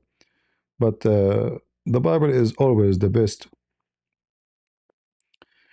Like if you want an advice from me, actually, I have an app in my phone, and the funny is, I learned about it from the translator in Ukraine. Uh, I just open it before I go live today. It's called a Study Bible. It has a green icon, and what I do usually, I go to the Bible. I open the Bible randomly, like I don't look for a verse, and then whatever the Bible open for me, I read, and it never fail me. Always when I open it, give me something I need for today. So you can try it. But today, actually, I did not open the physical book because I remember uh, this app. But it worked differently for sure. I think the book still is different, is better. So you click at the top, and then there is you open all the books for you, and then you can close your eye, you can whatever, and hey, don't look at the screen. And then it's going to open something for you, and then you click again to click, and then it's going to open for you a verse, and you read it. You can do the same, but in the book. Take it, open it. You are not looking for anything. Whatever in front of you. And always I find that it's very helpful because it's like God is opening the page for me. It's not my hands. The verses will come with something I need for today. And the amazing thing about the Bible, it doesn't matter how many times read the same verse. Each time you see something different because this is the living word of God, which is to live with you. It's not a plain text. It's a living word. So those words will speak to you for this day and for your need in that day. Even it's the same verse, you did read it when you are 9, you did read it when you are 20, you did read it when you are 30, but each time you read it, it has different message to you. So this is the Bible. Other books, there's many of them. Depend on what you want and what are you about. Look, I just clicked twice. All right. I just clicked twice in this app, and it opened for me in First Corinthians 8. And in front of me it says, however, not all possess this knowledge, but some, through former association with idols, eat food as really offered to an idol. And you can read the rest. So even though it's speaking about food, it's talking about etc., but it's speaking about something very important. The food can present physical food, and the food can present the media. The food can present idols like cow dance, Sucker Carson, and any others. Because your food not necessarily only bread. It can be the word of God or it can be the word of Satan. So there is many, they are eating food every day offered into an idol.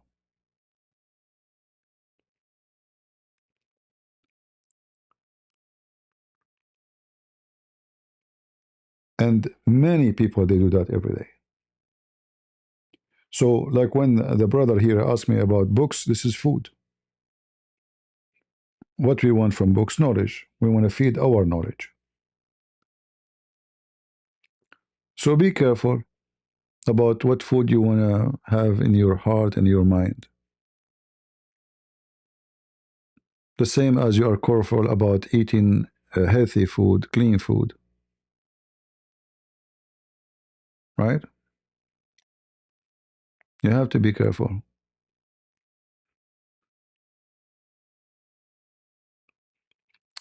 All right. I think we have enough for today. I mean, we went live twice. And supposedly I will go live for 5 minutes. I hate you guys. What you have done to me, huh? All right. So I want to say thank you, guys. I wish I can stay longer, but my voice is not really doing good. So I'm happy to have you all. Does the Bible have what? Does the Bible have laws? I have heard never them. You see, the word law is depend who is the one who talk about it. So there's a law to enforce, and there's a law to enforce by yourself. So there's a law to be enforced by soldiers, by police. Christians, their law is enforced by them own. Yes, we have law. Who said to you we don't? When Jesus says, go and sin no more. When Jesus says, the one who desire a woman is not his. When Jesus says, if your eye mislead you, block it. When Jesus says, if you hurt the little one, you better throw yourself in the deep ocean. Put a milestone in your neck. Who told you we don't have law? We are the one who have law. You don't. A Muslim, he don't have a law.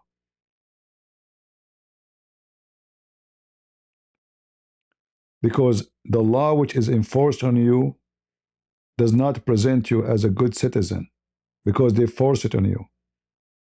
But the law which you follow voluntarily is present a good citizen. So there's people, they will go and rob a bank if there's no police. But there's people, they will never rob a bank, even if there's zero police in the world. The one who did not rob the bank because of the police, he's not a good person. In fact, he want to rob the bank, but there's a police. But the one who will never rob a bank, no matter who is there, is the one is following truly the law. So to make it simple for you, the one who follow the law is the one who do it voluntarily, not the one who you force him. Even though in the appearance, both of them, they are supposedly following the law. Do you guys understand me?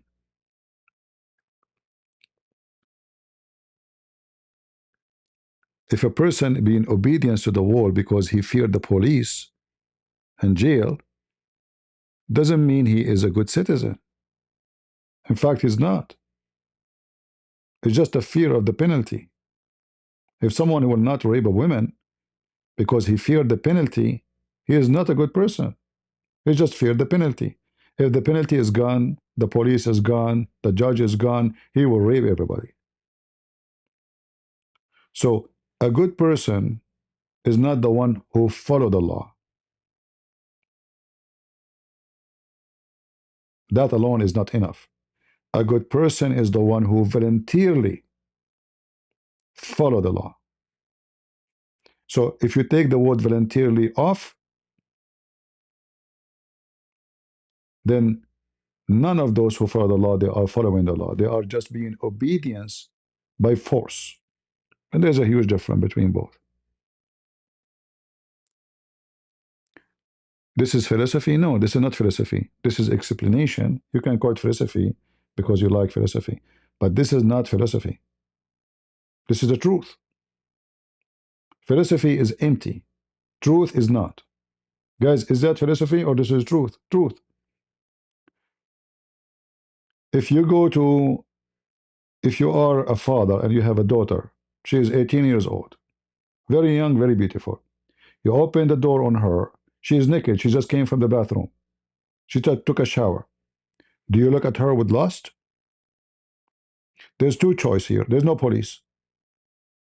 There's no police. There's no judge. Nobody knows. You saw her.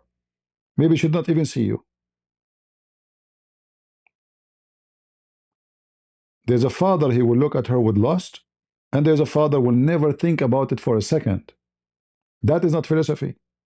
That is the truth. So one of them voluntarily, he said to himself, over my dead body, I will never think about my daughter. She is so beautiful, yes. She is so young. She is better than my wife as a look. But she's my daughter. Voluntarily. And there's other father, he's an animal. He looked at his daughter. He wished to have her. But he did not because he feared the consequences of what will happen next. That is not philosophy, that is real. So don't mix things up between this is philosophy and this is not. All right? We don't care for philosophy. But you can always, let us say, put in your archive things under your, the category you wish. But this is not our category.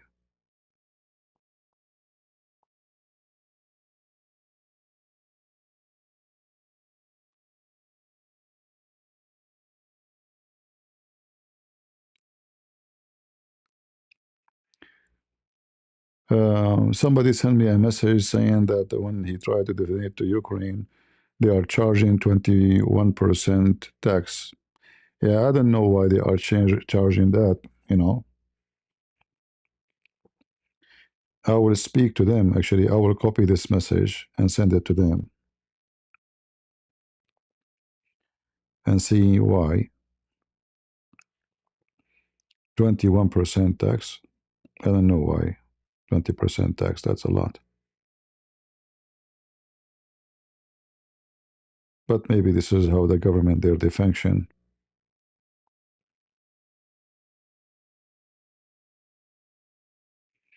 I will save the message and I will send it to them.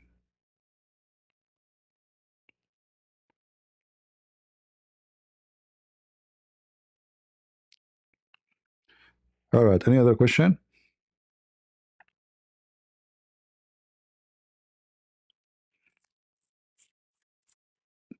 Philosophy is not my philosophy. I believe it's so stupid. The Greek, they used to spend their day just speaking nothing, saying nothing, and doing nothing. Philosophy will not feed you, will not build your house, will not save your marriage, will not make your children better. It can maybe increase your ability of learning words, maybe, like by reading, they are using some specific terms and languages. Maybe this is the only improvement you can have. It's a language improvement. The rest, I don't see it useful at all. All right? Yeah, I will not waste my time with philosophy books. In fact, they might damage you, especially if you are empty-minded, because they can confuse you. They can add confusion to your mind. For the one who wrote those books, they are more skilled, obviously. That's why you are reading them. You know, more skilled than you in language. They can manipulate the words. They can redirect the conversation, and they can redirect your thought. So you go to learn, but you might learn something very bad, and something will cause you more confusion.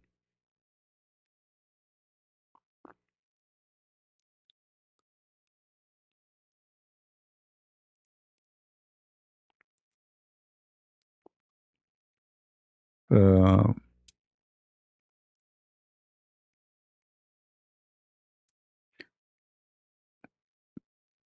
people in their journey in life, when they feel they have some kind of need, uh,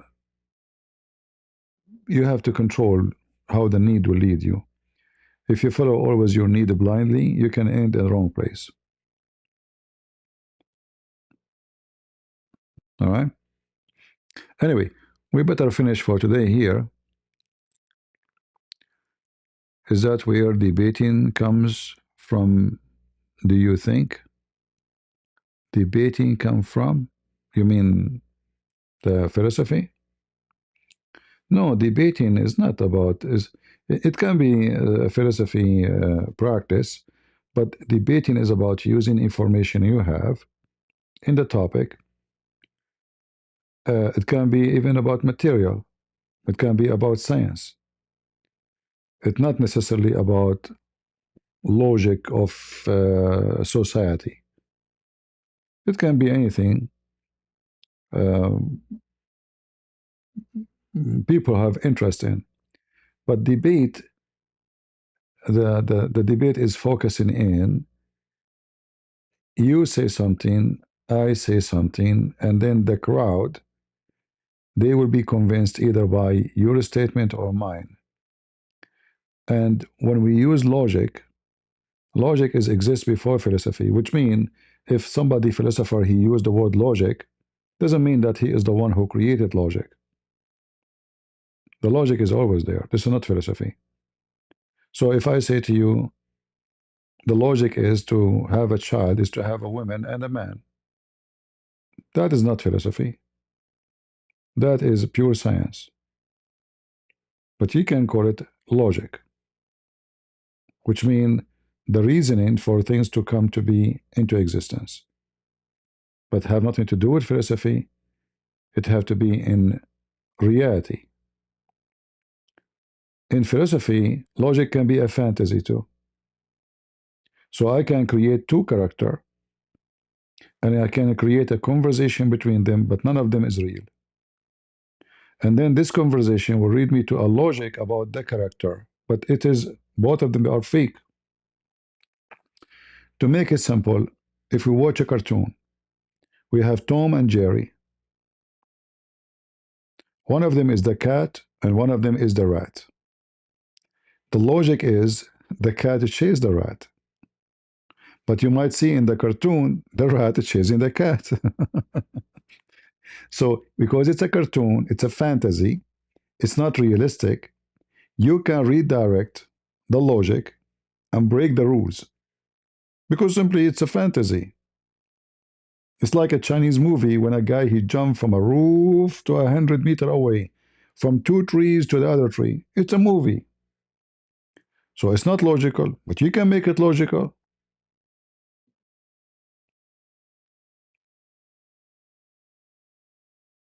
By convincing the eye of that he is moving, people see the guy in the movie jumping from a tree to tree. 10 guys, they land from the sky like as if they are coming with parachute. It's not logical. But in that story, it is logical. Because those are samurai and they pray kavate and they have skills like, come on, take it. So logic is what you convince yourself to be logical for you. Not necessarily. It is a true logic. There's other logic which have nothing to do with philosophy. It is reality. That is not philosophy. I don't know if I explained it to you very well or not yet.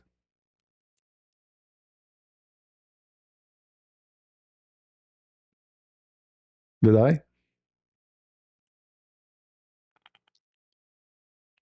It's like when you watch an American movie, in the logic of the movie, everybody die except Sylvester Stallone. People shot. The guy, this gun never ain't empty. Like you count the bullet, okay, how many bullets in this gun? He hold the Kalashnikov in his hand, AK-47. There's 30 bullets there. But this guy, he shot already more than 200 and he did not replace the magazine. So, so depend in who is directing the logic and if it is about reality, which is not philosophy no more, or it's about fantasy conversation, which is then philosophy. All right? Did we make it clear?